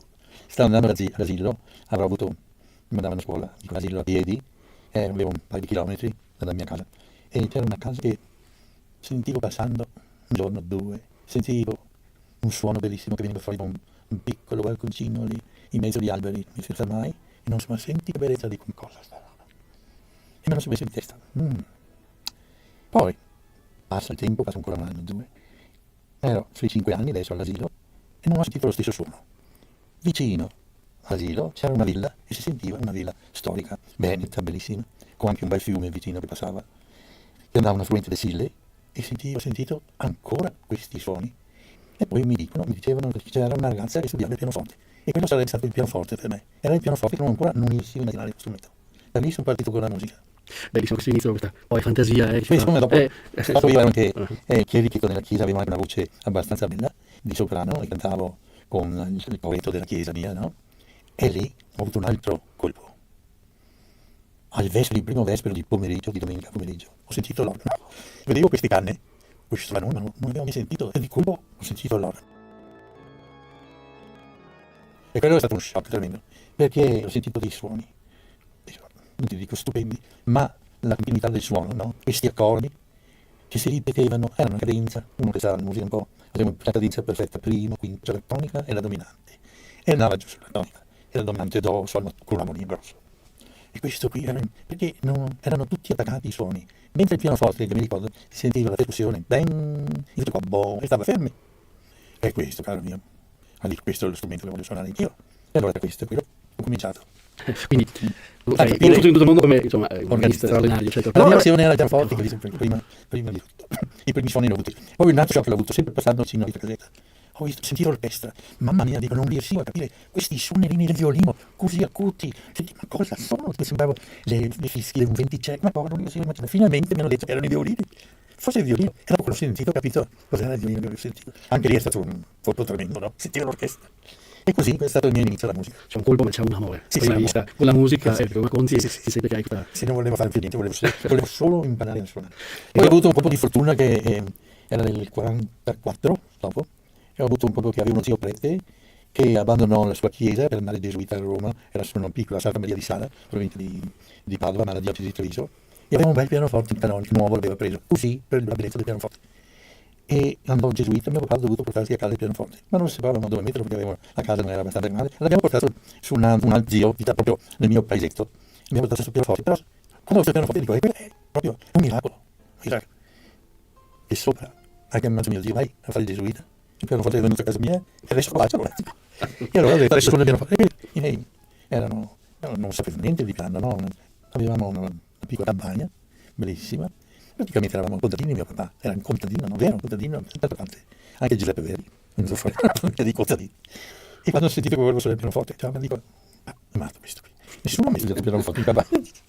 E io dico, non vado più a scuola se non voglio imparare. E fortunatamente c'era una maestra sfolata da Treviso, che era una pianista, in una casa di contadini, erano due sorelle, una violinista e una pianista. E mi hanno detto a mio papà, a mio padre, che c'era un insegnante proprio nel mio paese, del Conservatorio di Venezia, che poteva insegnarmi. E così ho preso le prime lezioni di pianoforte. Dai tuoi racconti sembra proprio che i tuoi genitori ti hanno dato quell'input che la forza della natura è unita a questa fantasia musicale. E mi è venuto queste cose. Sei nato a Treviso, sei trevigiano, anzi, esattamente forse lo sono. Casiera. Sono i luoghi di cui tu sei adesso io abito, lo so, ma Casiera è il mio posto, sì. Ma loro l'hanno presa per gioco, pensavano. Io invece avevo preso sul serio, no? Quando è stato il momento di decidere cosa dovevo fare, se dovevo fare scuola. Io dico, io voglio suonare il pianoforte. No. Come fai a vivere? Le solite storie, non si vive con il pianoforte, la musica non si vive. E dico, carmi, questo, io voglio suonare il pianoforte, insomma. Insomma, a un certo momento hanno ceduto, mi hanno lasciato andare avanti. Ma è stata dura. È stata dura. A questo punto i tuoi racconti, vedo che gli studi di Amberman, eccetera, sono tutti presi da questa cosa, da questa fantasia, che sono raccolti poi, tra l'altro, dal tuo vissuto. Volevo chiederti un piacere, una cortesia, infatti siamo tutti così sentire un tuo brano al pianoforte, lo suoniamo con il pianoforte, questo magnifico pianoforte di Studi Radio Veneto 1, un brano che... Ti faccio un piccolo, io adesso, a proposito, sono ritornato dopo tanti anni, sono ritornato al pianoforte e ho fatto un disco anche di Bach e adesso lo farò, lo inciderò fra poco. Anche del Chopin? Sì. Adesso sono ritornato al pianoforte e per cui è un'altra storia, un'altra volta te la racconto. Io quando ero studente del Conservatorio di Venezia, no, ho vinto una borsa di studio del Conservatorio, ogni anno davano studenti che si distinguevano, e quell'anno però sull'organo, studiavo organo, avevo già fatto il diploma però, a parte, no? E ho vinto un premio Rubinstein e un anno mi ha dato questo premio e è venuto a darmi questa pergamena, no? Era un inverno freddo, mi ricordo nel salone del Conservatorio, questo uomo con i capelli bianchi che sembrava un tintino talmente maestoso, no? Mi consegnano questa pergamena. E dopo mi fa, finito tutto, mi accompagneresti, dice, che io vado a prendere un caffè in piazza San Marco. Mamma mia, io dico. Il mio maestro, il maestro della libra, dice, vai. E proprio il maestro dice, visto che ero un certo imbarazzo, no? Camminiamo, dice, ma io ho letto qua su che tu studiavi pianoforte, come mai sei passato all'organo? E dico, maestro, sono andato, ho fatto militare, avevo 19 anni, e ho perso un anno, e fa un anno. Io dico, ho perso la tecnica, adesso come faccio a diventare pianista? Ho perso un anno in campagna operazione. Stai scherzando? Dice, un amico mio, che ha cominciato a suonare il pianoforte a 38 anni, adesso ne ha 45, è famoso pianista, e tu a quell'età lì hai perso la tecnica. Ma peccato, però dice, tu ce l'hai dentro il pianoforte. Dice, un giorno, magari quando avrai 80 anni, ritornerai al pianoforte. Non è stato vero, che adesso io ho 83 anni. Ho cominciato il pianoforte. Bene, allora, Sandro Pieri ci fa ascoltare il preludio dal Clavicembalo Temperato, il numero 1, il Do maggiore. Sì. Buon ascolto.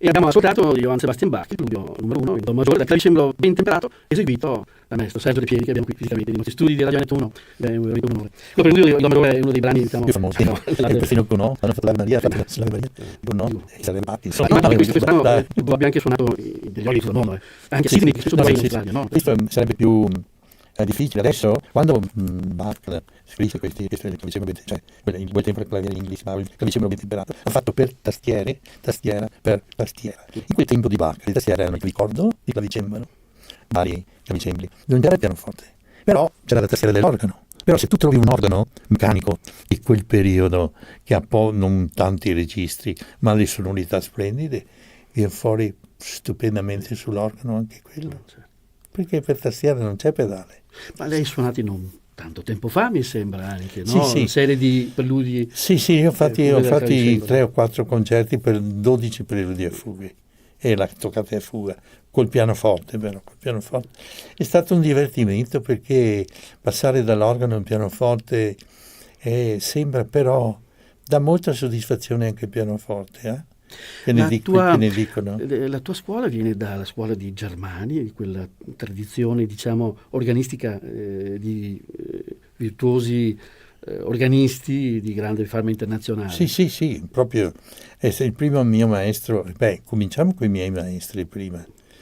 Io ho avuto qui a Treviso, io mi sono diplomato con un maestro, guarda, che era una meraviglia, era un uomo stupendo. Mi sono diplomato col maestro Luigi Pavan, privatamente. Prima di entrare in conservatorio. Sì. È stato il maestro di tutti i musicisti di quel periodo lì, nostro. Quanti ne ha insegnato? Quanti diplomi ha fatto il maestro Pavan? Non hai neanche l'idea. Perfino Pasut, il maestro Pasut. Dopo, tutti quanti sono stati allievi nella sua scuola. E dopo... E dopo io sono passato all'organo. Poi ha insegnato per molti anni invece nel nostro Conservatorio Benedetto Marcello. 20 anni. Hai fatto 20 anni al conservatorio. Sì. E lì hai sfornato tantissimi grandi, bravissimi allievi. Sì. Penso che ne hai. Ma mi sembra che avevo avuto un allievo che si chiamava Giorgio Sini. Abbiamo scoperto, sì, sono stato tuo sei stato il mio maestro. Eri tu quando mi hai detto io adesso devo continuare a suonare il pianoforte, perché io avevo in mente anch'io il pianoforte, ti ho lasciato andare. Eri nella mia scuola d'organo. Era un po' discolo, però. Tu eri il pianista proprio. Non volevi sapere delle canne dell'organo. L'amore per Chopin me l'hai dato tu. Almeno quello. No? Maestro Sergio De Pieri, tu hai sfornato tanti, anche tanti allievi, eccetera, però tra l'altro sei anche artefice, oltretutto, anche di festival anche importanti, tra cui anche questo importantissimo internazionale che è in Australia. Sì, so che sei più in Australia che a volte qui in Italia, a metà sei in Australia. Quasi 9 mesi adesso, ho cominciato con 3 mesi, poi 4, poi 5, poi 6, adesso sono arrivato a 9 mesi, 7 mesi in Australia, 7-8 mesi. E quindi è un mondo io ho un anche... festival, però mi sono rifatto col pianoforte anche, perché ho un festival, ho inventato il mio festival. Che si chiama, scusa, diciamo Beethoven Festival a Melbourne. Oh. A 15 anni, ma il grande mio festival di tutta la musica, diciamo, qualsiasi genere, orchestre, cori, tutto, dal 1200 fino ai tempi nostri. È il festival di Ballarat. Sì. Che mi dicevi addirittura si fanno 2 concerti al giorno, 3. 3 concerti al giorno, mattina, pomeriggio e cucina la sera. E cucina. Vorrei anche informare... 30 concerti in 10 giorni. I nostri ascoltatori, che sei tra l'altro anche appassionati di cucina. Sì, no? Ma 25 anni l'anno prossimo. 25 anni ha fatto questo festival. L'anno prossimo sarà il 25esimo. Quindi sarà un grande... Perché tutti dicevano, il festival di musica classica dura 10 anni e poi... 25 anni. Dopo 10 anni cresceva, dico no, il mio festival non finisce adesso. Chissà quando finirà, siamo arrivati a 25 anni adesso. 25 anni, quindi con programmi poi vastissimi. Sì, sono aperti anche con i concerti d'organo, concerti di pianoforte, organo, orchestra, passioni di Bach, tutto. Gli organi in Australia sono degli organi che hanno una buona sonorità, come sono? Certo, sono organi inglesi naturalmente, ma però abbiamo avuto anche un organaro a Melbourne nel 1850-60, dove ho inciso anche io un disco lì, questo organaro studiò in quel tempo lì in Francia proprio l'organaria e ha fatto dei bellissimi organi con la timbrica francese un po'. E ne ha uno speciale, proprio l'organo di César Franck, bellissimo. Però proprio faceva organi meccanici con impronta un po' di sonorità tipiche inglesi, no? Ispirate un po' anche a qualche organo italiano antico di Ma quel è in tempo. Australia che c'è anche l'organo più grande del mondo, mi sembra? Sì, uno A dei più Sydney? grandi del mondo, a Sydney. sì. Quante canne ha questo? Avrà, non so, di 20.000. 20-30.000 canne. E questi sono organi, tra l'altro, che hanno una Lui ha 64 piedi, la canna più grossa. 64 piedi? È grosso un tubo così grande. Alto, E lì andrebbe bene, sicuramente potrebbe metti- suonare la famosa passacaglia, che poi è un tuo cavallo di battaglia, la passacaglia di Bach. Solo gli ultimi accordi, sino butti giù il tango. Si butta giù Melbourne, credo. Ho fatto un concerto, un concerto ho fatto su quell'organo lì di Sydney, un concertone grosso, che alla fine ho fatto una fantasia e fuga di Reger, e alla fine ho messo i 64 piedi e lampadario del Tangol cominciava a muoversi. Si muoveva. Tutti che guardavano sopra, ho tirato via di qua. Dico che non mi venga il lampadario in testa. E poi tra l'altro sei conosciuto soprattutto per il virtuosismo del puntatacco, si dice, no? Andava tuoi- molto di moda tanti anni fa. La no? pedaliera. Sì, andavano in moda, gli organi meccanici non esistevano gli organi antichi, con meccanici belli, no? Che li abbiamo preservati come quello di Calido. Poi l'arte organaria è arrivato la luce elettrica e dico, è meglio che facciamo la meccanica elettrica, cioè un contatto elettrico. Che disastro. No, è come suonare un campanello elettrico e uno a mano che tiri. Ma non si capiva, dice che bellezza, però andavano forse bene per un certo repertorio romantico moderno. Ma dopo si è capito che non doveva essere più, difatti non fanno più, rarissimi fanno organi adesso. Io ti ho sentito suonare più di qualche volta appunto la passacaglia di Bach, che è un grande capolavoro, credo, insomma. Sì, Lo hai inciso, qui vedo che c'è un'incisione sì. anche di questa passacaglia. Un organo stupendo. Che organo è questo? È un organo Radeschi. Radeschi fatto a Meolo di Venezia, vicino qua a Treviso anche. È uno dei più bei organi che sono stati fatti negli ultimi, 20 anni. Quindi la passacaglia che tra l'altro è un io ho voluto un organo giusto no? proprio per suonare Bach, cioè, perché sennò Bach ci vuole i registri, sonorità belle, classiche, no? E poi ci vuole il pedale, il pedale indipendente, con i suoi tromboni, cioè tutto a posto. Mi dicevi anche che comunque il tuo cavallo di battaglia, ma insomma fra i brani di Johann Sebastian Bach più rappresentativi e quelli che ti piacciono di più, proprio la passacaglia come capolavoro della storia. Sì, ma anche la toccata e fuga in fa maggiore. E la toccata e fuga in fa maggiore, anche quella è di un colosso. Anche quella. Qual è il brano che preferisci? Dopo c'è anche quella, la fuga tripla, quella con 5 voci la fuga, con 5 voci la fuga, ma poi il preludio è triplo, perché rappresenta il Padre, il Figlio e lo Spirito Santo, che poi arrivano sul finale della fuga.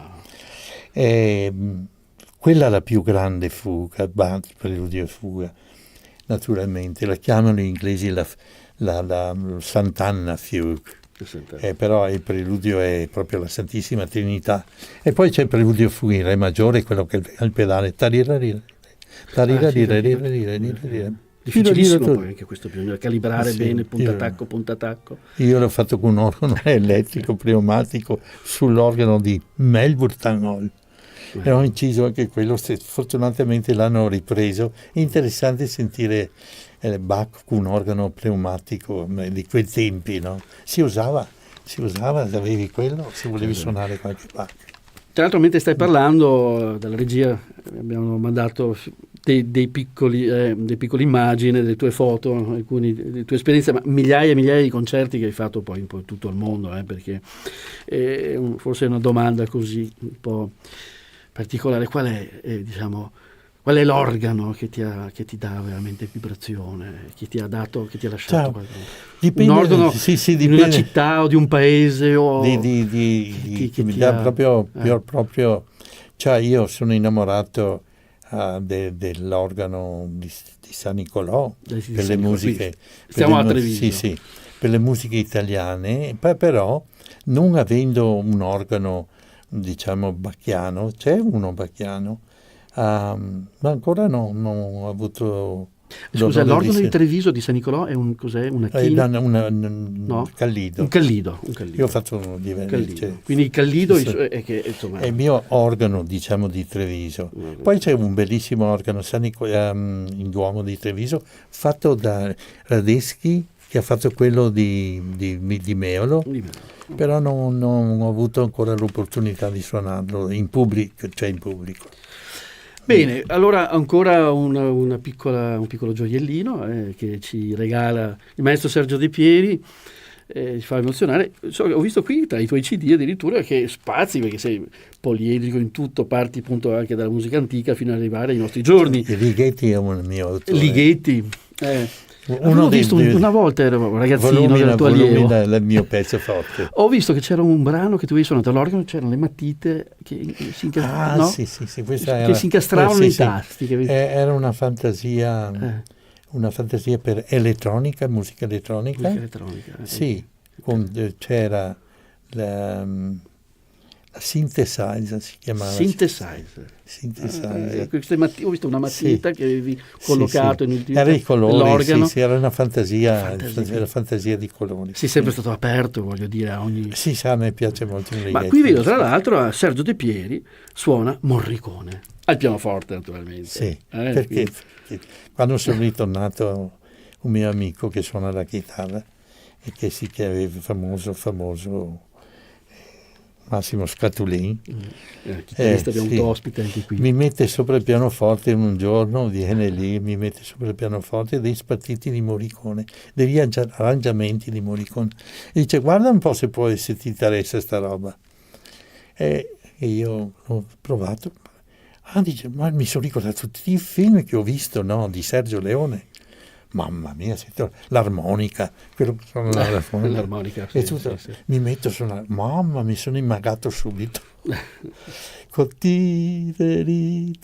col mi, la diesis, mi, la diesis. E col pianoforte facevo un certo, poi tiravo via il pedale, mi sembrava di suonarlo io, no? Mi sembrava quello che... Mi è venuto in mente, ma dico, guarda, mi sono informato, non c'è nessun disco per pianoforte, perché tutti gli arrangiamenti sono con l'orchestra, capisci? Non hanno i pezzi, nessuno che sappia io. Mi sono informato, ho guardato anche su YouTube, non c'è niente. Qui vedo appunto una decina di brani che tu hai registrato di Morricone. Senti, allora ci fai questo di ascoltare un brano al pianoforte, una volta c'era in America. Io con questo pianoforte posso farti solo sto pezzetto. Con questo pezzettino. E qui devi avere un'idea, no? E quindi Sergio De Pieri c'era una volta all'America al pianoforte. È un film di Morricone, di Morricone si chiama, uno dei film in America. Buon ascolto.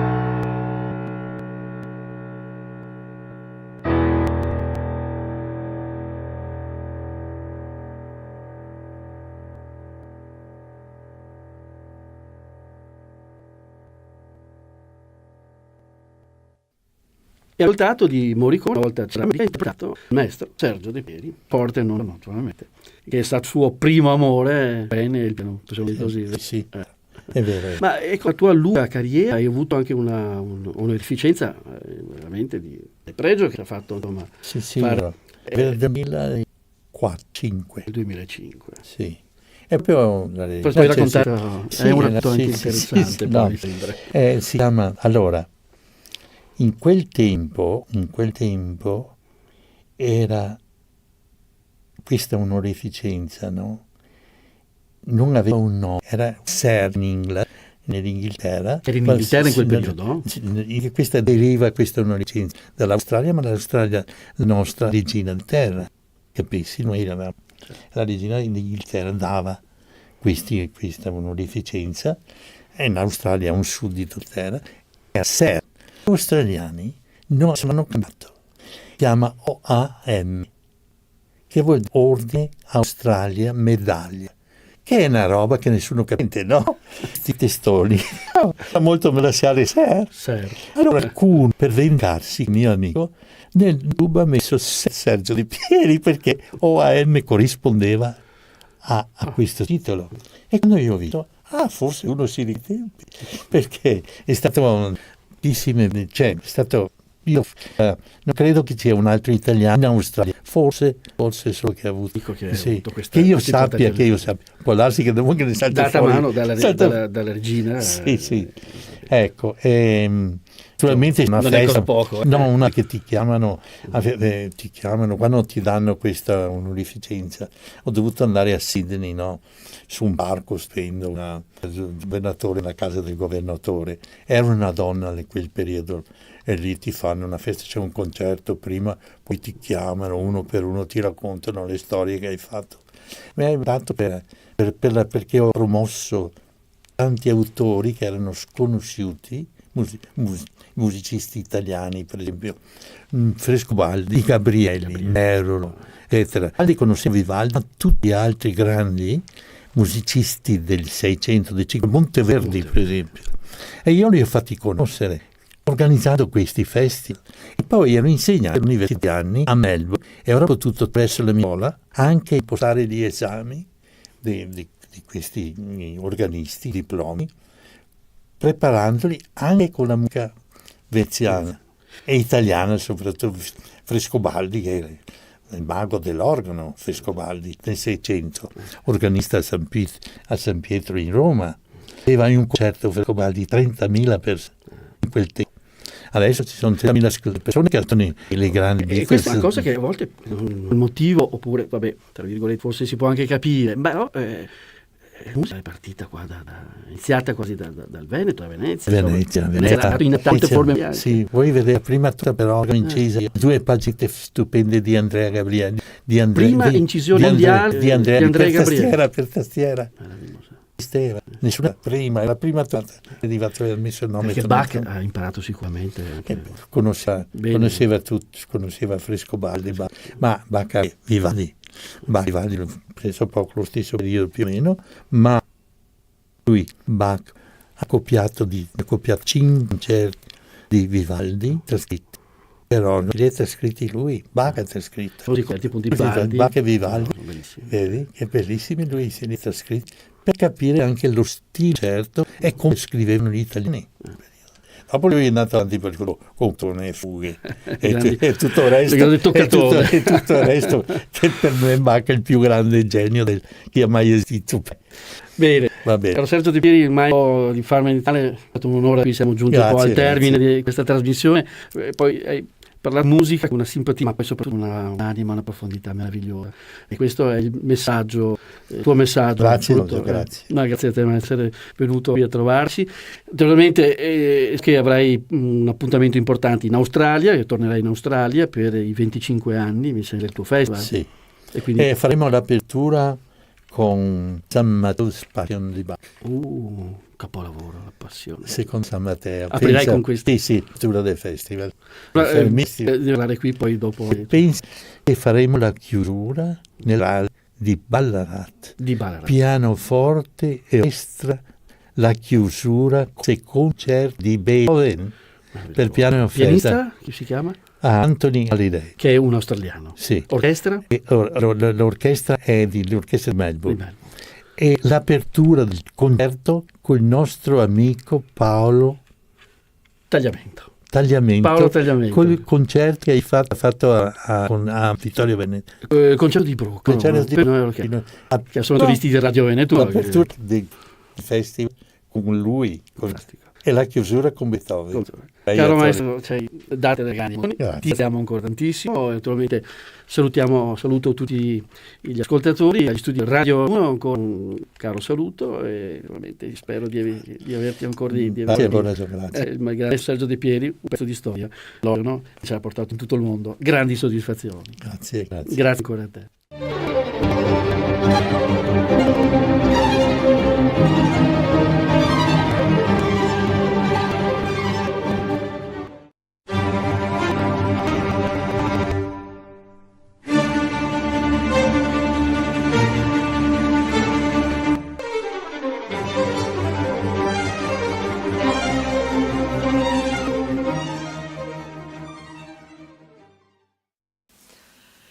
Il più cordiale dei saluti dalla terza pagina, leggevo questa vostra emittente di informazione. Il più cordiale benvenuto a tutti gli amanti della cultura. Anche la proposta oggi di questa puntata, che l'appuntamento con fine settimana, è con uno dei concerti d'inverno all'Auditorium Mario del Mon di Catenorba, siamo in di Treviso. Approfitto per ringraziare ancora il sindaco della Villorba, Francesco Soligo, e l'assessore alla cultura Eleonora Rosso per averci dato la possibilità anche quest'anno di realizzare le ultime 3 produzioni che vi abbiamo proposto, 2 in assenza di pubblico per i noti limiti dettati dalla pandemia e l'ultima invece con il pubblico che, a dire il vero, non ci aspettavamo, ma invece curiosamente è venuto e più numeroso di quello che è ragionevole aspettarsi. Bene, detto, siamo alle porte della primavera e noi salutiamo la nuova stagione accomiatandoci da quella fredda con un gran concerto d'opera di 2 fiori di professionisti che hanno scelto di chiamarsi Duo Eni. Il nome deriva da una parola greca che significa abitare nell'acqua, il che dà il senso della validità della loro arte, capace di penetrare ovunque e affluire. E sto parlando di Sabina Bacholdina al violino e Aredion Lisci al pianoforte, coppia anche nella vita, sono marito e moglie. 2 giovani fenomenali musicisti, sentirete che maturità. Entrambi sono diplomati del Conservatorio Benedetto Marcello e hanno anche un'importante attività concertistica a spalle. Si caratterizzano per la grande versatilità che dimostrano di avere nella musica da camera. Il duo si esibisce infatti con il violino e con la viola. Sono rari interpreti che si cimentano proponendo una piezza di repertorio che ha dell'incredibile.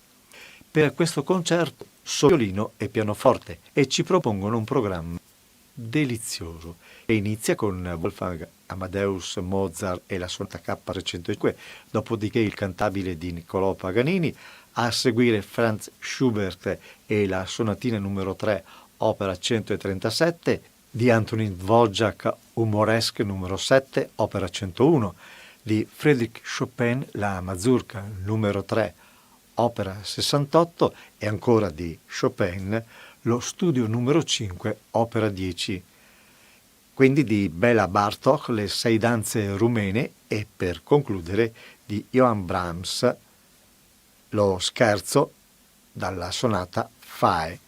Io credo non serva aggiungere altro se non dirvi buon ascolto, buona visione.